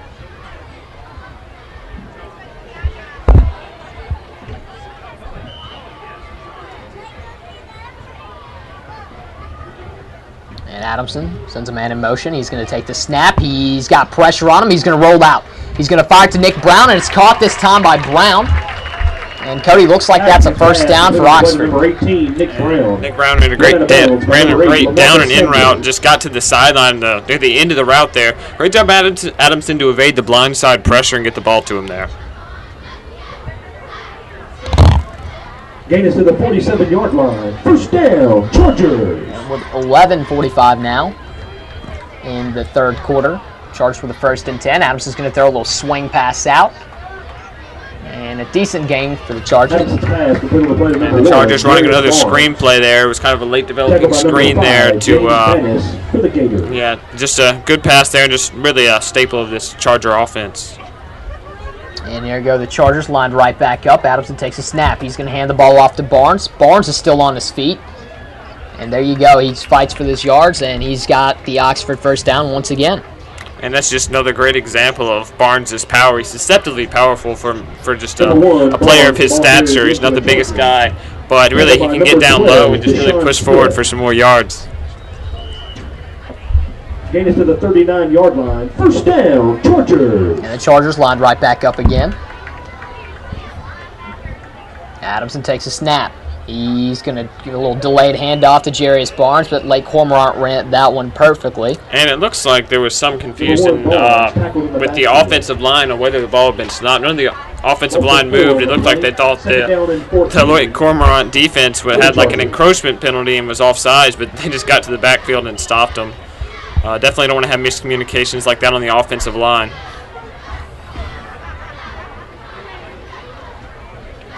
Second and 13 for the Chargers. Adamson takes a snap. He's going to hand the ball right off, and there's a flag thrown. Cody, either someone jumped early for the Chargers, or that might be, like you said before, an encroachment against Lake Cormorant this time. Let's get the call. Penalty flag on the play. And that's going to be a false start on Oxford. Against the Chargers. If I'm a Lake Cormorant defender, I'm very grateful that penalty was called. As Colin Lee was coming down the middle and had a head of steam, looked like he could have doled out some punishment there on that run. And it looked like one of the tackles on the right side jumped early. And that's going to push Oxford back 5 yards. So a 2nd and 18 for the Chargers offense. And Cody, there you go. Another false start. Again on the right side. I think that might have been Kirk Lauder. Against the Chargers. Penalty is 5 yards. And it was Kirk Lauder there, the right tackle. And looks like Adamson actually got one of his own men with the hard count. Was calling the hard count, and just one of the linemen jumped off early there. And that 2 false start penalties in a row is obviously, a big problem for the Oxford Chargers offense. And not the way they wanted to start off the second half. Now a 2nd and 23. A smart move would be to run the ball here. And Adamson's going to throw a short pass to Tola Presley. And that was as good as a short run. I mean, they just did another one of the short passes Oxford has. It was just a quick, it's pretty much just right from the snap. Presley looked for the ball, came back a few yards, and had Nick Brown blocking in front of him. 3rd down. And with about 9:48 in the second quarter, Oxford is facing a 3rd and 8. Adamson takes a snap. He's going to dump it off to Nick Brown. Brown's going to cut out, and he's still on his feet. I don't think he got the 1st down there, Cody, but let's see what the refs spot. He got near to the original line of scrimmage that play. And there's an interesting play call there by the Chargers. They actually ran out a running back, and what was sort of like a fake screen pass. Adamson to fake the pass to him, and it looked like it was just going to be a normal screen pass, and then he got it to Brown, and Brown, as soon as he got the ball, had some blocks in front of him, and really just tried to cut it for the home run threat because he knew how many yards he had to get for the 1st down. Ryan Golden back deep to receive for the Gators. And Cody Mills back to punt it to Lake Cormorant.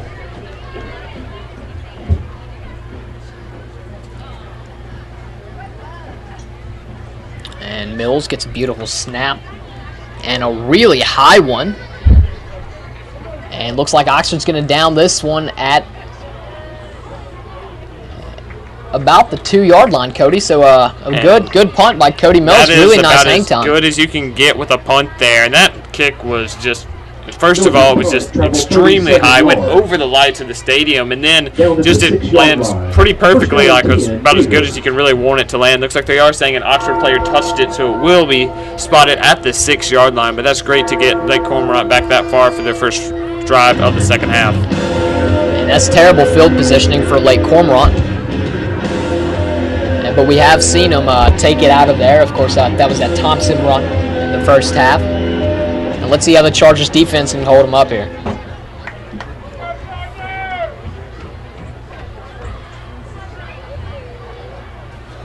Thompson.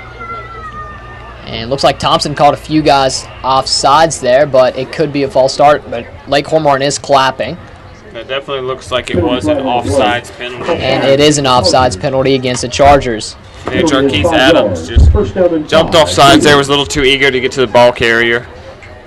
Cody, not that great for Oxford right now, hard count-wise. Oxford's offense is getting fooled by its own hard count, and Oxford's defense is getting fooled by Lake Cormorant's hard count. So now a 1st and 5 for Lake Cormorant from the 11-yard line.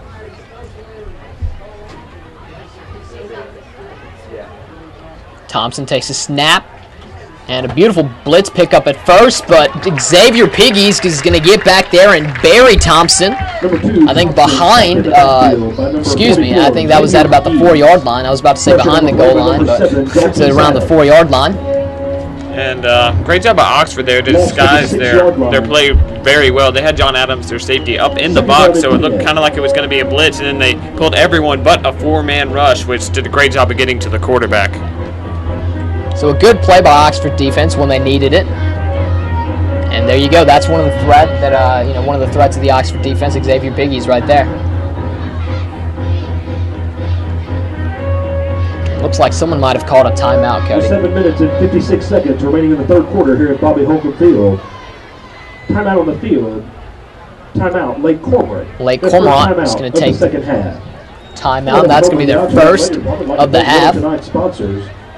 And while we are at this timeout break, again, we'd like to give a shout-out to our game title sponsor, University Sporting Goods. You can find all Oxford High School apparel and Ole Miss apparel at Sporting Goods, as well as T-shirts. If you need it for any function, they can print it to you, any color, any size, any brand. They have it all at University Sporting Goods. And the Oxford High School recently made senior T-shirts, and they went to University Sporting Goods, and they came out great. Just a great array of T-shirts provided by Sporting Goods, and yes, you're absolutely right. Just great T-shirts. So head out to University Sporting Goods on the Oxford Square for all your Oxford High School, Ole Miss, and, of course, printing needs. Thompson takes a snap. He's going to dump the ball off, and it's going to be a short gain for Lake Cormorant. They tried a screen pass there, which is kind of a risky move this close to the goal line. But Oxford's defense, once again, made a great read and was able to get past the offensive lineman to stop him for a minimal gain. DeAndre Brown. Tackled by number 10, Mike McGee. So it's going to be a 3rd and 8 situation for Lake Cormorant. They do have the ball at their own 9-yard line. Gator 3 on the play. 3rd down and 7 for the Gators.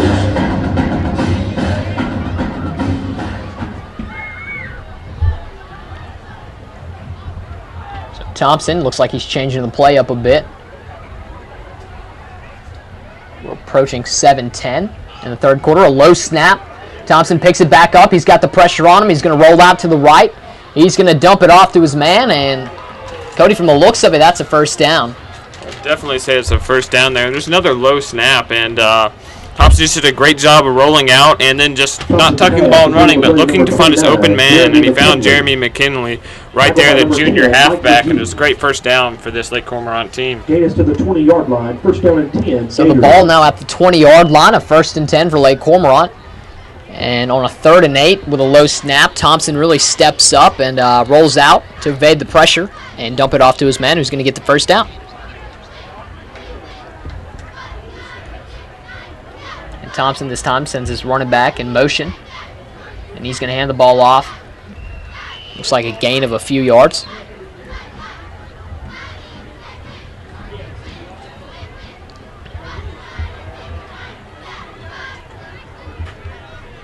Number 30, Bird, the ball carrier for the Gators. Stopped by number 7, Jarquez Adams.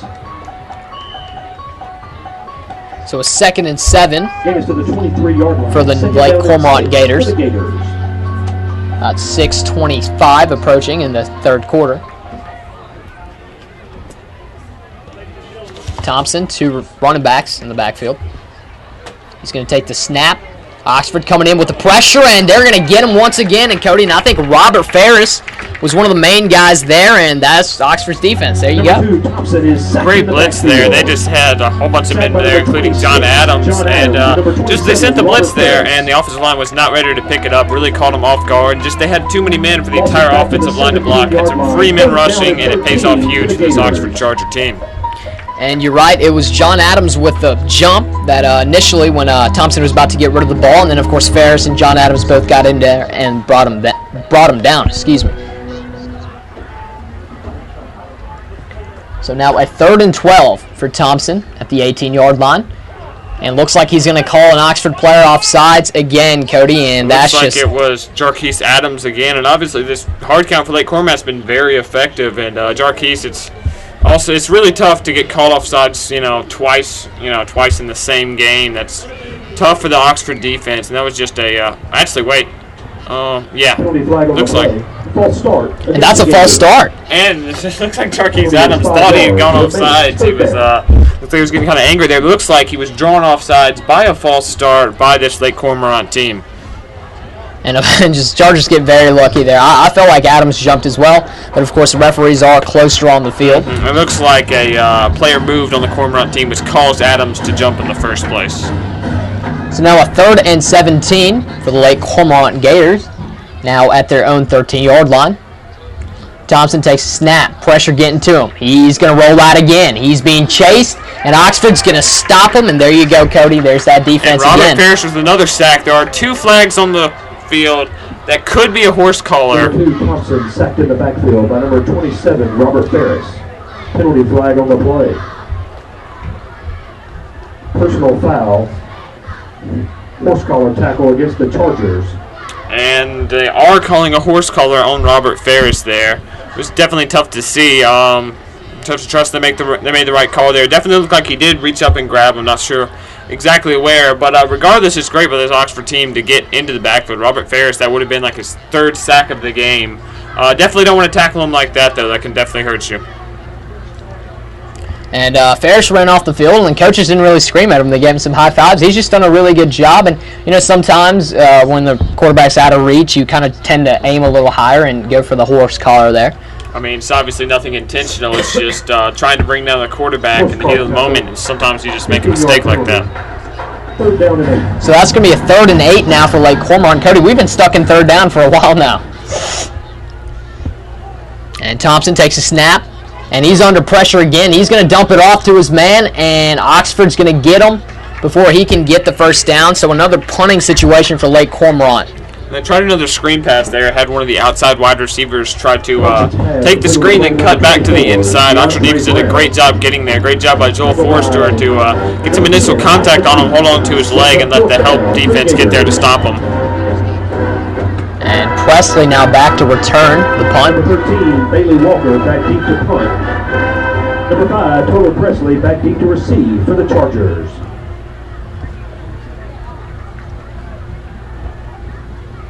And the Chargers are coming back. Again, Presley's going to take the ball about midfield.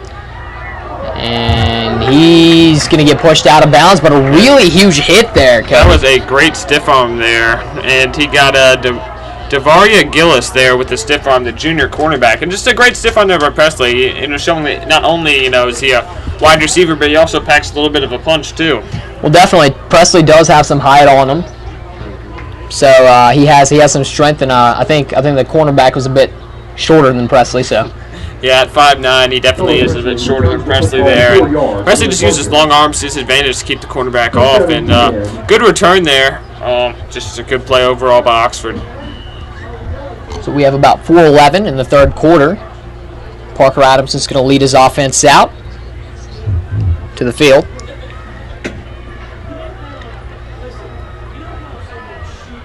And he's in an I formation this time. He's got Colin Lee in there as well.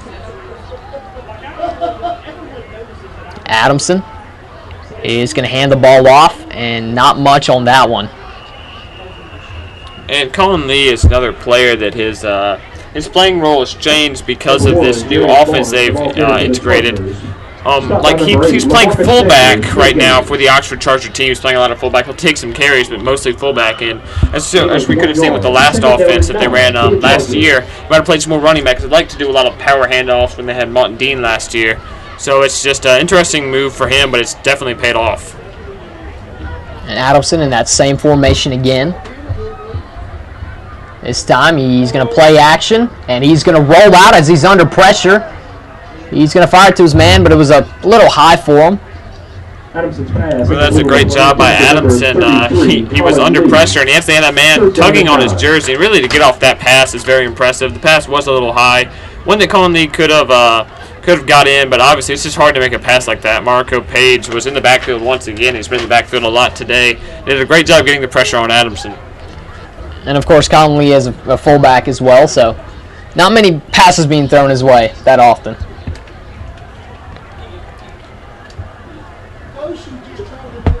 It's going to be a 3rd and 9 for the Chargers in an I formation again. And that's been sort of surprising to me, Cody. They're usually running in that spread-style shotgun offense usually.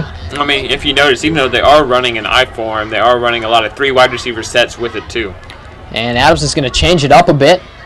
And he's looking for Presley. Looks like Presley got pulled back, and there's the flag, There Cody. is the flag. It was a late flag for pass interference, but there was a pretty obvious pass interference there. Presley was breaking open, had a nice post route to the middle, and Adamson just lofted it up before he was even there, knowing he would, be able to get there. Great pass, great route by Presley there, but the pass interference prevented him from getting there, and so they'll get the penalty yards to make up for that. And I think if Presley hadn't been interfered there, I think that could have been easily an Oxford touchdown or just a very big catch for Presley. I definitely think that would have been 6 if he had been able to haul in the ball there. Pass interference against the Gators. And so the official call comes in that it is pass interference.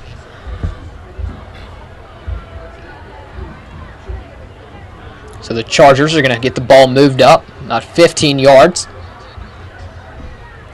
And just even better field position for Parker Adamson. Against the Gators. Penalty is 15 yards. First down, Chargers. So that's going to be 1st and 10 for Oxford at the 27-yard line. Adamson's got 2 running backs in the backfield. He's going to give it to Nick Brown. And Nick Brown is on the outside, and Nick Brown is running, and is he in? And it is That is a touchdown. And just an amazing play there, Cody. It fooled the defense Great play completely. calling. If you remember, back earlier in the game, they ran that same play. It was a fake option, like they were going to run the option to the left, or to the right, excuse me. And then Nick Brown intercepts the pitch and goes around the corner. Last time he definitely didn't have as much, pretty much as many people to make miss on the defense. But he did a great job there. Caught the defense off guard, and then really he got touched 5 yards before the goal line and was able just to make some moves and really get in the end zone. Great job there by Nick Brown. And whenever you give Nick Brown that much time and that much space, it usually won't work out in your favor. And the Oxford Chargers put 6 more on the board, awaiting a PAT from Cody Mills.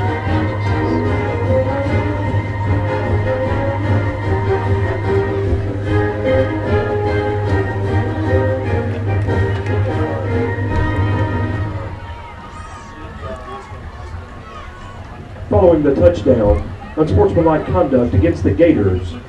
And to make things worse for the Gators, they were given an unsportsmanlike conduct call there. And the penalty will be assessed on the kickoff, so Mills will have a shorter field to kick off, which will probably result in a touchback.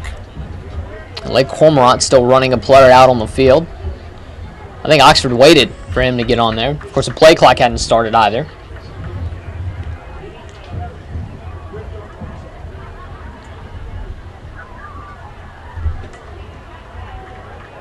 And the PAT is good. So, Cody, the Chargers now lead 26-0. And, they played sloppy early on in the game offense-wise. But, the defense has played well, and I think the offense has kind of taken up when they've needed to. That has worked for the Chargers so far. Really, the offense just hit their stride near the end of the first half, and they have not slowed down since. They've just been converting and really having some big plays to do it. And really, if you're Lake Cormorant, you got to be pretty frustrated with the unsportsmanlike conduct call. The last thing you need after giving up a touchdown is a longer field, or just to have another penalty added on. That's kind of a frustration penalty. It's really a discipline penalty. You don't want to have that happen. We've seen a few of those this season. It's just a penalty you don't want to have happen. And the Oxford side is jumping right now.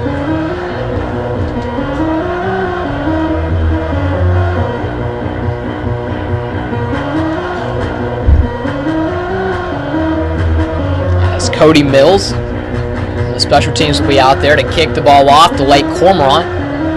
And some close ones by Lake Cormorant, but when they really need to, they haven't been able to drive and score. On first downs, on second downs, they've shown some signs of success. But when they've really needed to on a third down, Oxford's defense has stepped up, and that's been the biggest game changer for Oxford. And right here, you'll see Cody Mills is going to kick off from the 45-yard line, but on the wrong side of the field for Lake Cormorant. It's going to be a short kick for Cody Mills here.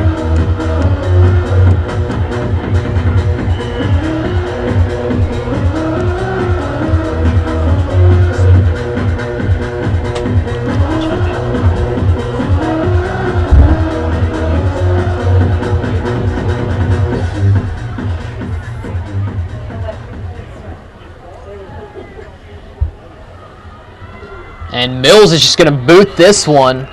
And Cody, that went through the uprights. Wow. Impressive kick there. I mean, that's just... Give him 3. I say you give him 3 right there. Wow. That is just unbelievable that he can kick the ball that far. I mean, that's just really incredible. So the Gators will now take the ball at the 20-yard line, and that's something different. You don't see that a lot. Not at all. Really. That would be a 55-yard field goal for Cody Mills. And that's a kick that pro kickers will struggle with. Obviously, it wasn't a field goal, so he didn't have quite the suspense and pressure, but regardless, that's very impressive. And I say give him a point after that. Of course, and the elevation of the tee also helps with those. So Lake Cormorant at their 20-yard line, the pressure getting to him. He's going to dump it off to his man. And there goes Lake Cormorant's first successful play of the game, really. It looks like Lee Anthony Rogers is chasing him, and he's going to get pushed out of bounds. And there was a great play call by Lake Cormorant. They ran a screen play, and really the Oxford defense rushed the quarterback immediately. The offensive line kind of let him through, as you do on a screen play, and then went and blocked downfield.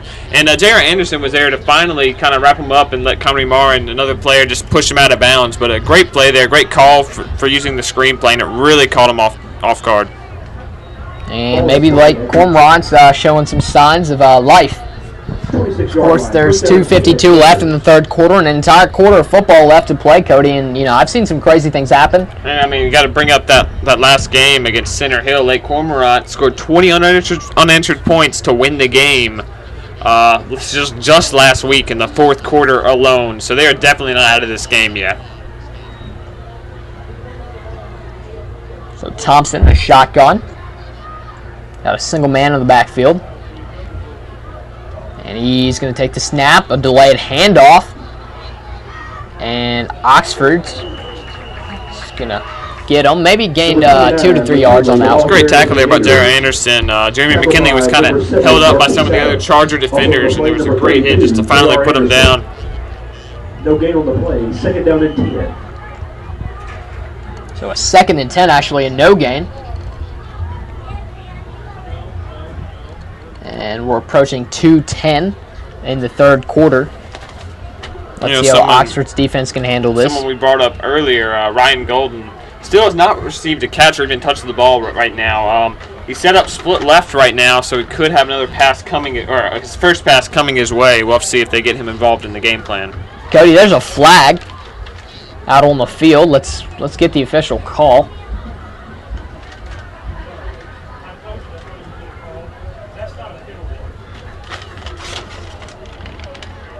Substitution infraction against the Chargers. There's a substitution infraction against the Chargers, Cody, and that's a penalty you don't hear a lot either. I think that might have been 2 men on the field. Not completely sure. You did see Xavier Pegues or Jarquez Adams try to run out. So that could be an illegal substitution call. This time Thompson has no man in the backfield, and Oxford's going to bring the heat. He's going to get it out to his man. A big hit by Oxford, but looks like Lake Cormorant might have gotten the first down there. And really, as soon as the ball was snapped, Thompson was looking just right towards the wide receiver. Didn't really deviate from him, and the Oxford defense was able to read it and come up and make the play. He actually had a man get kind of open on a deeper route, but just went for the short route there.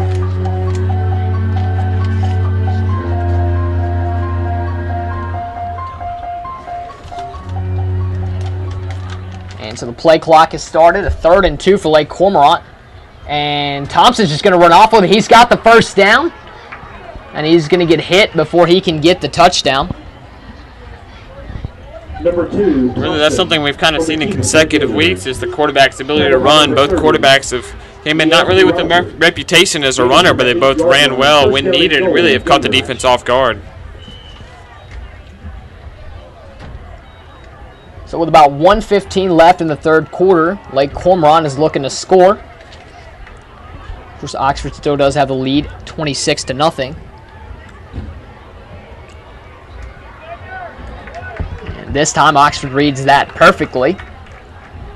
Number 29, McKinley, the ball carrier for the Gators. Tackled in the backfield by number 44, Xavier Pease.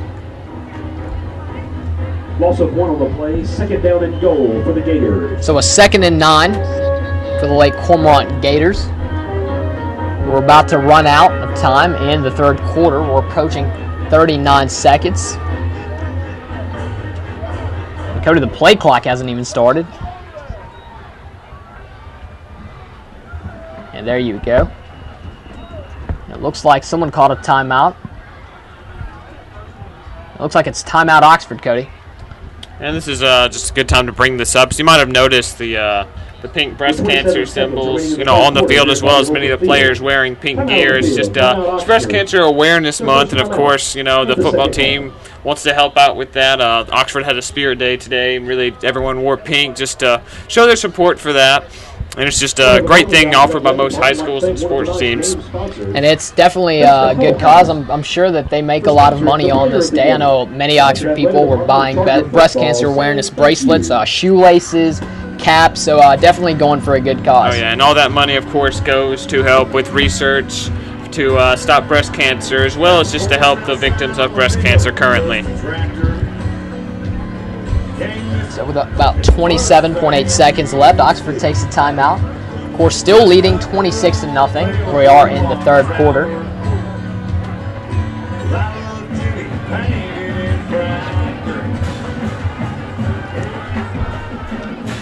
And Lake Cormorant's back out there. And so are the Chargers.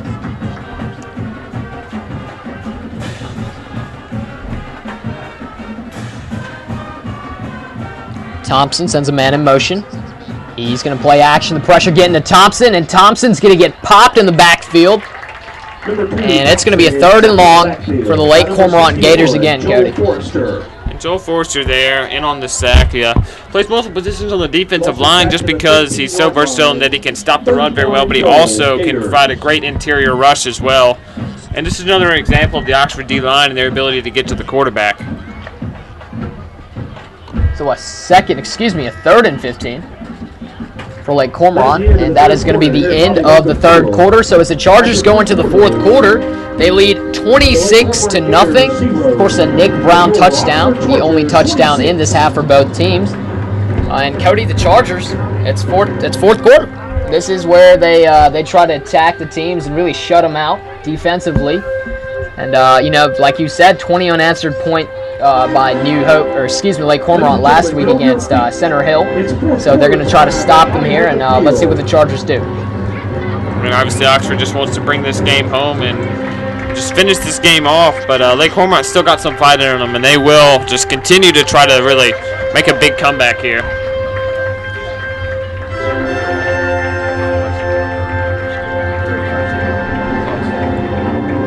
Cody, Oxford's winning 26-0 right now, and Oxford plays the West Point Green Wave. Not this week or the next week, but I guess in about 3 weeks it will be in West Point. And West Point's been one of those games that Oxford hasn't been able to win as of recently. And of course, they did bring down the Lafayette Commodores this year, and they're looking to do that against West Point. So I think West Point and Oxford are similar in that they can score, and West Point is leading 35-0. Of course, Oxford 26-0 here. I mean, West Point's obviously a great team, and they've been so for quite a long time. And really, it's going to be a huge matchup. See this Chargers team, the currently undefeated Chargers, against this West Point team it's always at the top of really the 5A conference. They're always just playing good.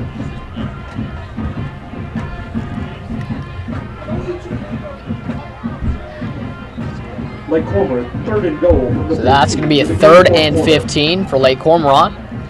at the 15-yard line. And Thompson's going to take the snap. He's going to roll out. He's got daylight in front of him. And Oxford's going to stop him. And so Lake Cormorant will face a short 4th and goal situation. And really, Thompson there on the run. The two Oxford defenders almost had them that kind of bumped into each other. He was able to evade their grasp, but then Zara Anderson and KT McClellan were able to come up and make a nice tackle. So Cody, Lake Cormorant kind of does have to go for it here, so let's see if Oxford can stop them. Would be a turnover on downs if they could not convert.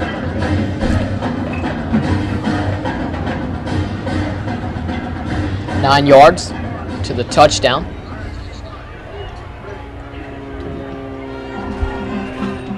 It looks like there is a flag on the play, so we'll see who this is on. False start against the Gators. And a false start against the Gators, and Cody, that really hurts. Oh yeah, I mean they were already at 4th and 9, so really they were in a pass situation, but now move back even further, which is another 5 yards tacked onto it to make it 4th and 14. So now they're having to go for obviously a pass play unless they want to try a draw to really just to catch them off guard, but it's definitely tough with only one play to get 14 yards and the touchdown.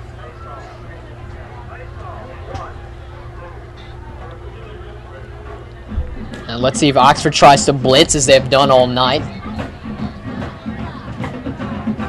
Thompson sends a man in motion. It's going to be Golden. And the pressure's getting to Thompson. He's got it out to his man. Did he get both his feet in, though? And the referees are going to say no.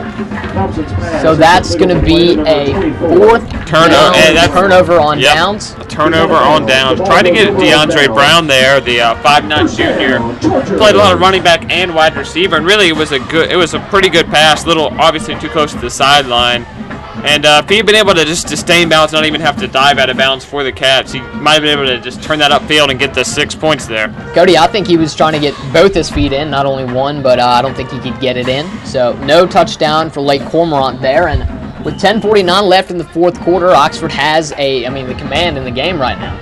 Oh, they're definitely on top right here, and really they have control of the tempo of the game right now. They have the choice to either try to just hurry down and score or just to milk the clock for some time right here. So Adamson has the ball at the 2-yard line. Play clock is at 3. Adamson takes a snap. He's going to hand it off to Jarius Barnes.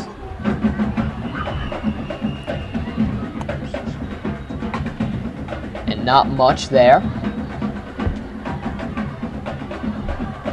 Number 21, Cortland Barnes, the ball carried for the Chargers.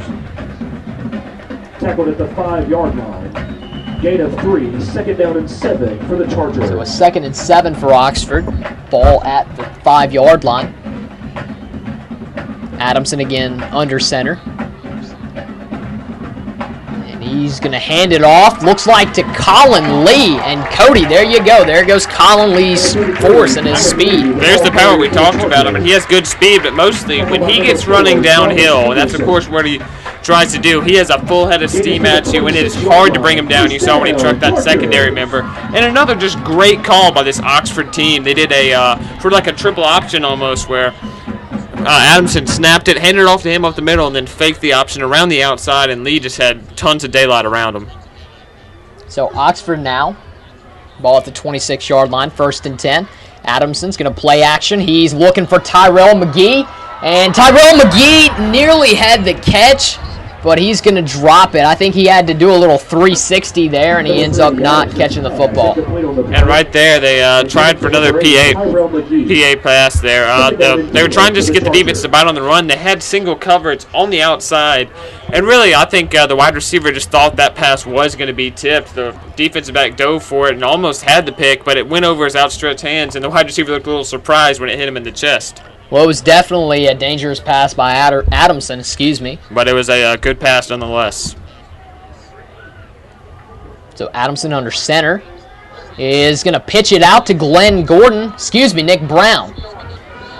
And Brown looks like doesn't get much there. Might have even lost a few yards. Good job by Nick Brown just getting as much as he could. Didn't really have much room to begin with. Tried a little reverse there just because Nick Brown's a playmaker and you want to get him the ball. Just get him some room. At that time, the Lake Cormorant defense was all over it.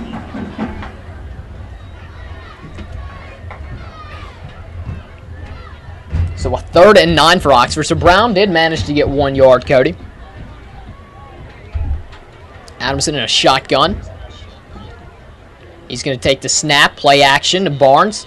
And he's looking, and it's going to be picked off by Lake Cormorant. I think he was looking for Joey Walden, but through Joey Walden, overthrew. Like there is a flag on the play in the direction of holding, so that one might not even be assessed.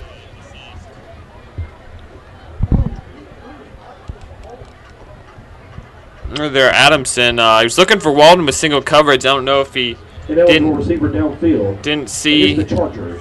Oh, excuse me. The penalty is an ineligible to receiver downfield, which means a lineman was downfield. But back to Adamson's throw. I don't know if he didn't see the safety or if he just tried to fit the ball in there, but the safety had a perfect jump on the ball. Would have been accurate without the safety, but obviously, the safety has a chance to make a play. He's usually going to be successful there. And costly turnover for the Chargers, but the way the defense has been playing, they don't have to be as worried as they normally would be. And this is going to hurt Adamson's stats for sure, Cody. Of course, I've mentioned early on in the game that about 4 were not technically Adamson's fault, but I think that one he just overthrew, and Lake Cormorant read that one perfectly. It was an exceptional read by the safety to jump the route, and just a great play by Lake Cormorant.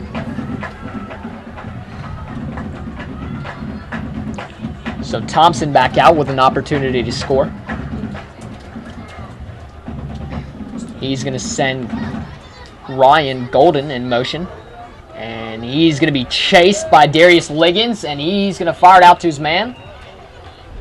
It looks like he might try to get it to Golden there. He ran pretty much a streak route, had a great cut, and it looked to be open, but ball had already been thrown by Thompson. Incomplete, a little low on the pass there. So a 2nd and 10 for Lake Cormorant. Ball at the 31-yard line. And speaking of Ryan Golden, he actually formerly went to Oxford. He used to be on the Oxford Chargers. Definitely, Ryan Golden did go to Oxford. He's got a lot of friends here. And, people at Oxford know about his playmaking ability, but we've mentioned it a few times. We don't know why Golden has not been featured in this offense. He could have an injury. They might be trying to hide it. And Oxford's coming with the pressure again, and they do get it to Golden now, and Golden's going to evade a tackler. I think really Oxford's just done a great job of not letting him get the ball. As you mentioned, Oxford knows what he has to offer as him playing here. It's kind of like a homecoming event for him. But Oxford's done a great job defending him that time. He was finally able to get some space on a short pass and made a great spin move to pick up some extra yards. So a 3rd and 2 for Lake Cormorant after the Golden catch. We're approaching 8:20 here in the 4th quarter. And Thompson this time, plenty of time in the pocket. He's going to get it out to his man, and that's going to be a 1st down for Lake Cormorant. And with the short pass, the little swing pass to the running back, and he did a great job just running after the catch, able to pick up the 1st down there. Great play by Lake Cormorant. Get us to the 48-yard line. 1st down and 10, Gators.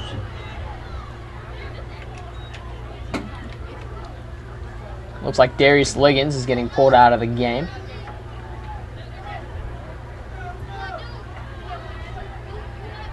Thompson, no man in the backfield. Pressure getting to Thompson again, and he's going to get away from it this time, but not for too long. As looks like Anthony Rogers there on the sack. Came in from quarterback. And really, he wasn't designed on a blitz. He just saw the quarterback was scrambling and saw the opportunity and just went in and made a great stop there. It was a great heads-up play by Anthony Rogers.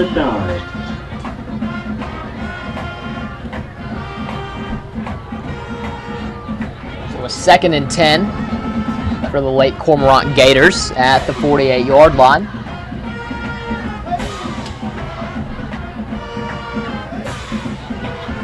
And Thompson takes a snap. Nice blitz pickup, but not for too long. But he's going to evade some tacklers. But once again, cannot get the 1st down. And, Cody, that's Oxford's ability right there.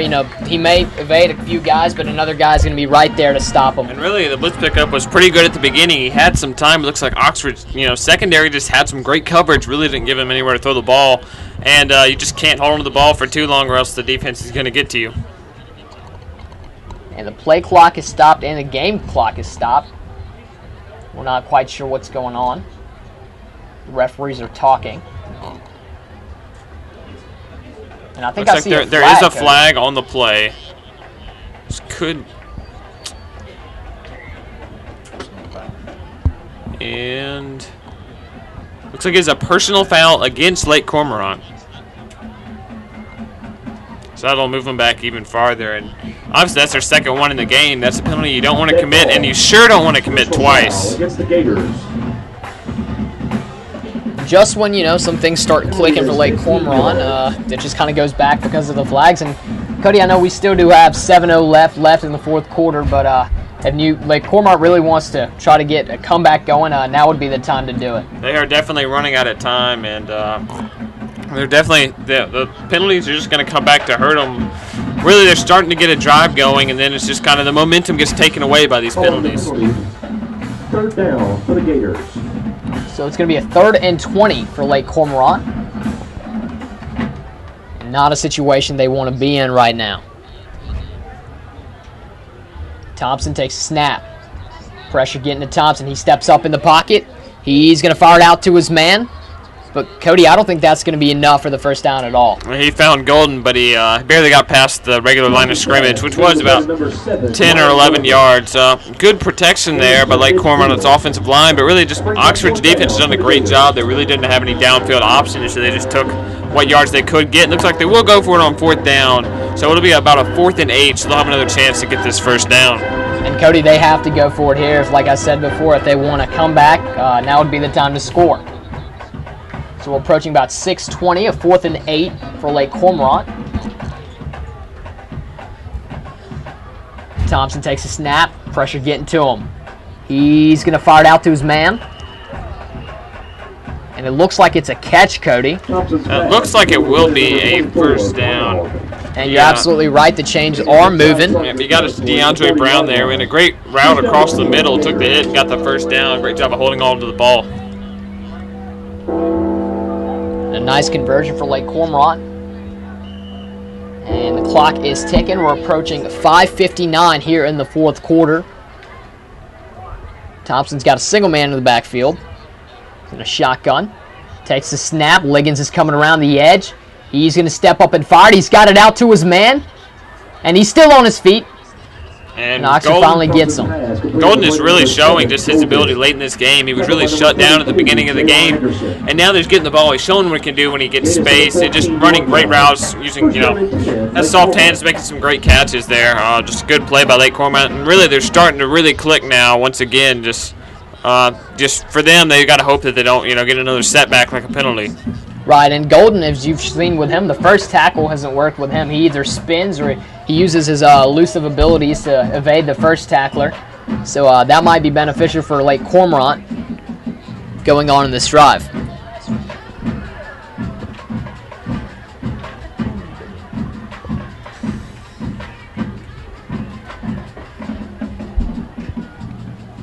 Thompson sends a man in motion. Thompson's going to roll out. He's under pressure, and it's going to be incomplete. I don't know who he was trying to throw it to. Yeah, kind of went in between two wide receivers there. Had a man about 2 yards in front of the end zone. Had a man probably about 3 or 4 yards into the end zone. Just kind of fell in between them. Just obviously the pass got away from him a little bit. Definitely want to complete that, of course, but it's going to have to use another chance here. Well, that does stop the clock at 5:26 in the fourth quarter. It's a 2nd and 10 for Lake Cormorant. Ball at their 14-yard line. And Thompson in a shotgun. Takes a snap. Looking to fire the ball. He's under pressure again. And that's going to be incomplete, Cody. And he just tried to get it towards the sideline. It was a few yards short of the first down. Just tried to get a complete pass out of it. And he just wasn't able to hang on to it. It was John Michael Henderson. He's actually a freshman on this team. He's played some wide receiver and some defensive back. And really that's just when you're a freshman, you're not as experienced. And I think that's a play that he might have made had he been older. But just as a freshman, you're playing varsity already, which is impressive. And it's just you don't have near as much experience as the other people on the field. So a 3rd and 10 at the 14-yard line for Lake Cormorant. The pressure's getting to Thompson. He's going to pump fake. He's going to fire it out for a short pass. Again, not enough for the first down. We tried to do another short pass and let it develop after the catch, but really Oxford's defense was on it. There wasn't much blocking in front of them. And Cody, Oxford's next week opponent, Hernando, the Hernando Tigers defeated New Hope Oxford's last week's opponent, 19-0. So they shut them out. And if Oxford can shut Lake Cormorant out, then that'll be an exciting matchup in Hernando next week. Regardless, it'll definitely be an exciting matchup. The two teams been playing each other the last couple of years, pretty close. And Thompson takes a snap. He's going to roll out, fire the ball, and it's going to be incomplete. A big hit by the Chargers. They tried to get it to Golden there, but John Adams made a great hit and was able to knock it loose. Great job by the Oxford defense. And that's going to be a turnover on downs. And Cody, I know there's still 4:32 left in the game, but this might be Oxford's game. Oh, yeah, they've definitely played great all game. And one thing is the defense has, in the first half, they actually held Lake Cormorant to pretty much, this is an astounding number, but negative 11 yards. They had negative yards in the first half, which is just amazing. Now, in the second half, they have gained some positive yards, but they still have not been able to put any points on the scoreboard. I got a feeling that tonight's gonna be a good night. That tonight's gonna be a good night. That tonight's gonna be. The Oxford offense comes back out with 4:32 on the clock. They're obviously going to look to just burn the clock and really just put it into it. Michael McGee. See, Michael McGee and Deion Coleman have checked into the game. So I think they're trying to keep Parker Adamson and Jarius Barnes healthy now, Cody. And it's going to be a run for Oxford there. All right, we see Michael McGee come in. He just came in, and really, he adds a lot of power to this offense. They'll run power sets with him sometimes, since he's also playing linebacker. Cody, looks like Parker Adamson's right back out there. It looks like they might have just tried to. Looks like we have a hurt player on the field. There's timeout on the field. Officials timeout. It looks like it is Mike McGee, which could definitely be the reason why Parker Adamson's coming back in. That's obviously something you never want to see. And Cody, I think Mike McGee got popped after he handed the ball off. I saw a couple guys roll over him. And you'll see that sometimes when they hand off, they'll try to sell the fake, and sometimes the defense will just, they'll sell it so good the defense will get a hit on them. And McGee is on the ground. He is moving. The trainers are working with him right now. That would obviously be a big blow to this Charger team, as not only does he play backup quarterback, but he also starts at linebacker. And right now, I mean, the Oxford sideline's kneeling. His office doesn't look so good. Some of the Lake Cormorant players are kneeling as well. And he is able to limp off the field. And you're right, he's limping. I think it's something with his left leg.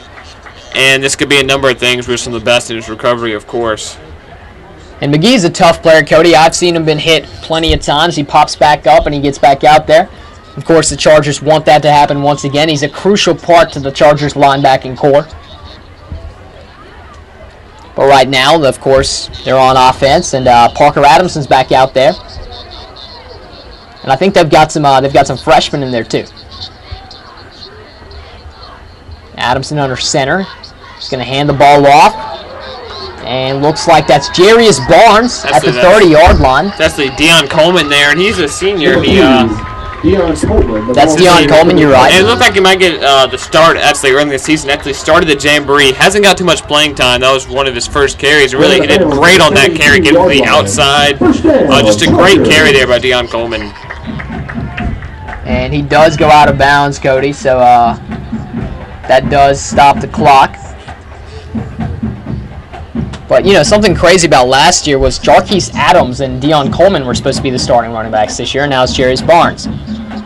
So Adamson this time hands it off to Coleman. There are flags in the backfield. Separate flags coming down there. And I think one of the reasons that Deion Coleman hasn't received as much playing time and why Jarquise Adams isn't linebacker is obviously, as we said before, the system. There's more spread system, more speed oriented. Penalty is 5 yards. First down and 15. So a first and 15 for Oxford after that penalty. Clock is stopped at 4:05. Of course, we are in the fourth quarter, and Cody, I think it's safe to say Oxford's going to win the game, but let's see if Oxford can hold Lake Cormorant to no points. Yeah, I mean, they're definitely really close to a win right now, but obviously a shutout is, you always want to get a shutout. It's just it's a great morale booster to the defense, and really it's just it's a play you always want to come out and do. I know Oxford's got a lot of their backups in. They kept their quarterback Parker Adamson in due to the injury to McGee, but as you'll see, they have some backup wideouts, wideouts and running backs. Number 28, Harrison Hopper, is actually coming in. He holds field goals, but he's actually coming in to play some wide receiver right now. And Harrison, the thing about him is he last year especially, he got his first start, and he gets popped really hard. He's a small guy, but he's tough as well, and you see a lot of those guys on this Oxford team. So Adamson's going to call an audible. And he takes a snap, looking to fire the ball. He is looking, and is it complete?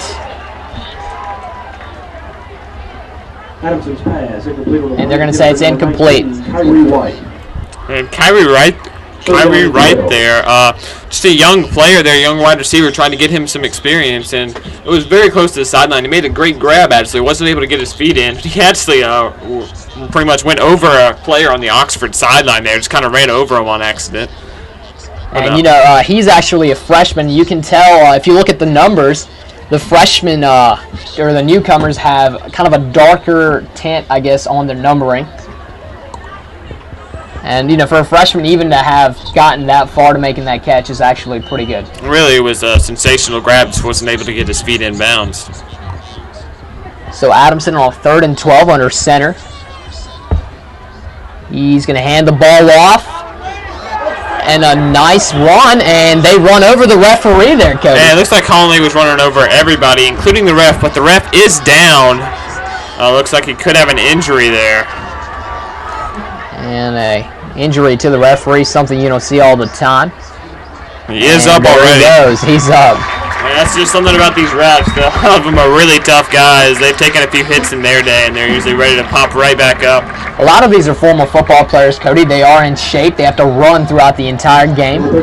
So, you know, most of them will get back up after these hits. This shows you, Colin He will run over anyone in his way there. Of course, he didn't. You know. I would get out of his way. Yeah. 4th down and 1. So a 4th and 1, and looks like the Chargers are just going to go for it. I think they just want to run out this clock completely.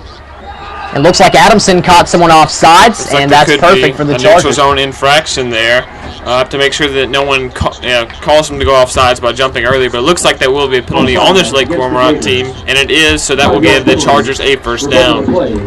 Here's a first down. And Cody, Jack Abraham, the freshman quarterback, is now in. Parker Adamson is out of the game, and I think looks like Dion Coleman is going out as well. And really, Jack Abraham has had a great year for this 9th grade team.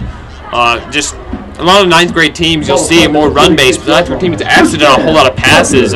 He's even had 4 touchdowns in a game already in his career, and even for, you know, the 9th grade level, that's very impressive. Oh, Abraham had a game with 6 in one of the games, so there's no question there's talent there. And it's really great for him to get his first, you know, high school varsity snaps already in his career this early.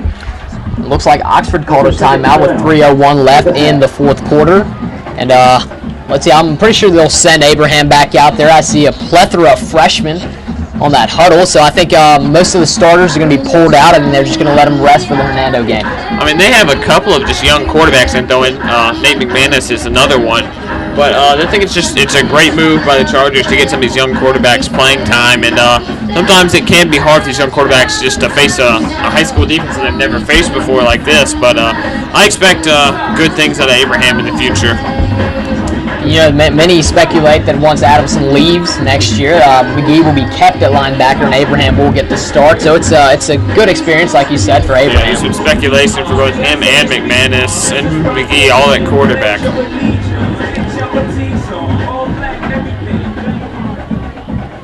And Abraham shouting some orders, already looking like a varsity quarterback. And he takes a snap. He's going to fire a beautiful pass out. Looks like that was Abraham's pass complete on the play to number 4, Zach Kauser. And that was Zach Kauser on the catch. He's working with some of his 9th grade wide receivers who's very comfortable with them. Gain of 7 on the play, 2nd down and 3. So a 2nd and 3 for Oxford, and Abraham once again lofting it out, and it's going to be picked off. And it actually is an incomplete pass. Abraham's pass. And really, that first pass was a quick slant and a great first pass for Abraham, right in the numbers to get a bunch of yards. They tried to go deep that time, and really the wide receiver was covered well. He tried to loft it up to him, but he just wasn't open that time. Cody, Abraham got lucky there. That looked like a pick, but I don't think the defensive back could hold that one. I think just the impact of going to the ground knocked it loose. The impact to the ground definitely knocked the ball loose. So a 3rd and 3. Abraham's going to hand the ball off, and it doesn't look like Oxford gets much on that one.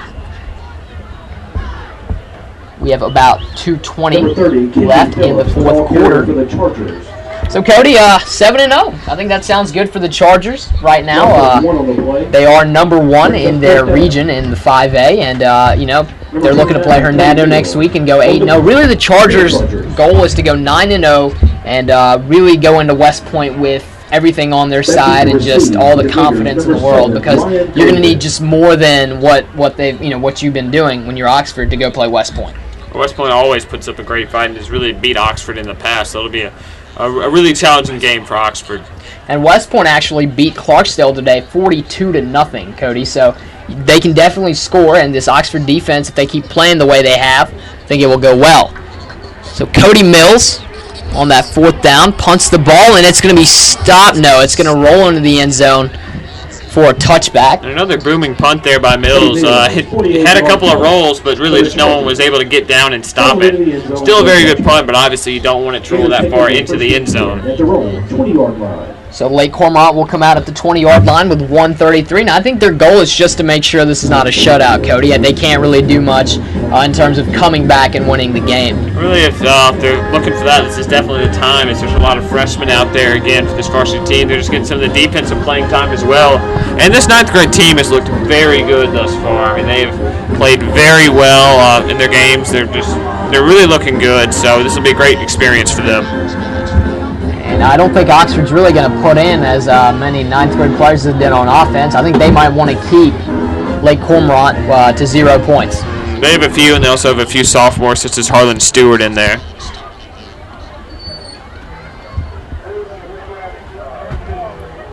And Thompson in a shotgun. He's going to take the snap.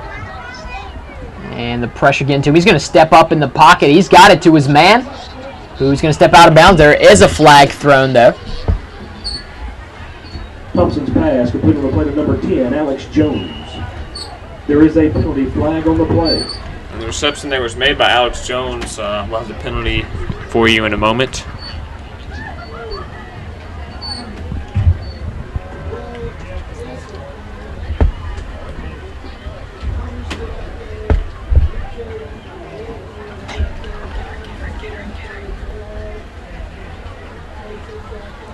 And Cody, the Chargers defense just got, looks like it was Jake Hill or either Jason Russell. I think it's Jason Russell with a Gatorade shower. I guess he just got a nice reward there for a shutout. It's obviously a tradition for coaches and players to always go and give them the Gatorade bath. And I think it's too early in the game to give Coach Hill one. I think he might be a little irritated if that happened to him right now. And it looks like that flag was on Oxford, so Lake Cormorant will move up.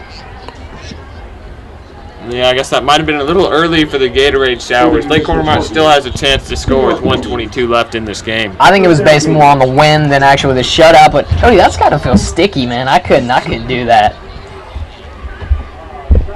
So Thompson takes a snap. Nice blitz pickup, and he's just going to roll out and run with it. And he gains quite a few before being pushed out of bounds. Number 2, Thompson. So with 1:06. The clock will be stopped, and Lake Cormorant will have a 1st and 10, but there is a flag.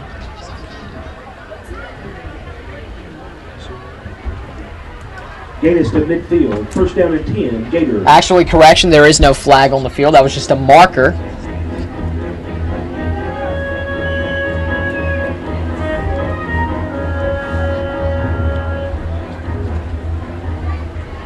And Thompson right back out there. Going to take the snap, pressure getting to him. He's going to fire it to his man. And the ball was stripped away by the Charger defense. J.R. Anderson there. Looks like they did say that he did have possession of the ball with the Cats before it was knocked loose, so he just recovered his own fumble there. 1st down and 10, Gators. That will be a 1st and 10 for Lake Cormorant. And we have about 53.2 seconds left in the 4th quarter. And we're approaching about 45 seconds.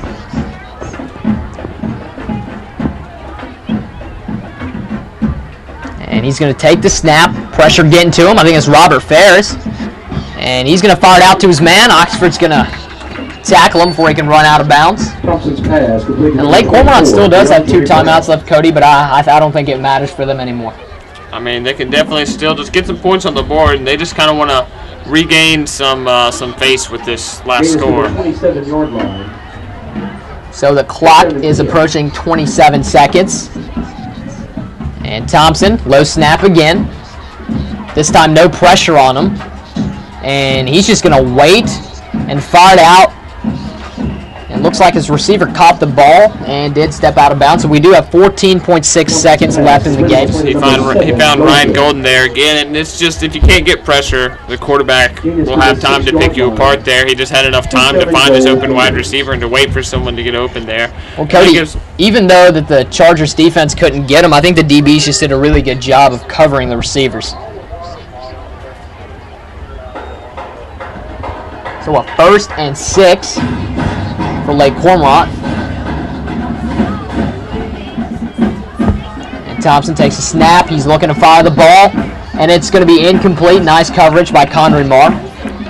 They tried a little quick pass to the wide receiver, trying to get him some room to run. Didn't try to get him into the end zone to DeAndre Brown there, but Connery Marr was all over it, was able to knock him down. And Cody, looks like the Chargers are scheming up a second Gatorade shower. We have 10 seconds left in the game. And, I think that one might have been blocked by Xavier Pegues. Looks like he had to protect his coach from the Gatorade bat there. That's not something you see too often. And Kirk Lauder's not too happy. Thompson did dump the ball off to his running back. And he does not get the touchdown. And there's 0.7 seconds left in the game. And they did call a timeout, so they will get to run one more play. So, Cody, I think they're just going to send out their field goal unit. It looks to me like they will just go for the touchdown. I wouldn't be surprised they would just send out a field goal just so they did put some points on the board. But and Cody, the Chargers are going to try. They're sending out Joel Forrester back out there, Darius Liggins back out there, and I think the Chargers are just angry. They want the shutout since they called the timeout with 0.7 seconds left. And Xavier Pegues there really took one for the team. He took a Gatorade, just the entire bucket right on his leg, kind of slapped into his leg there. Cody, a third one, and this time they got him. I think that was Coach Jake Hill. On Monday night, October the 8th. Looks like the Chargers are really having fun with this Gatorade bath. That's 3 separate Gatorade showers. They are 2 for 1. You have to wonder though if Coach Hill had a little deal made with Xavier Pegues there to protect them from the Gatorade shower. In upcoming football action. So 0.7 seconds left. A 3rd and 4 situation for Lake Cormorant. This will be the final play of the game. And looks like Thompson's in a shotgun with 2 men in the backfield. And Oxford's got their goal line formation. Thompson steps back in the pocket. The clock runs out, and it's going to be batted up and incomplete. So the Oxford Chargers victorious. They shut out the Lake Cormorant Gators here at Bobby Holcomb. It's the 2nd shutout of the season for the Oxford Chargers. Thank you so much for joining us today. I'm Sudu Upadhyay, and I was joined alongside by Cody Thomason. Our producer today was ID Ravishankar. Assisting him was Owen Bernard. On our camera was Luke Jenkins, Drake Taylor, and Drew Baker. Sideline camera was Drew Baker, and on-field reporter Kennedy Telford. Thank you to our advisors Cynthia Ferguson and Marnie Harrington. Our sponsors, University Sporting Goods, FNC, the University of Mississippi's Media and Documentary Projects Department, and everybody else that was involved in this process. For Cody Thompson, I'm Sudu Upadhyay signing off. Your final score, 26-0.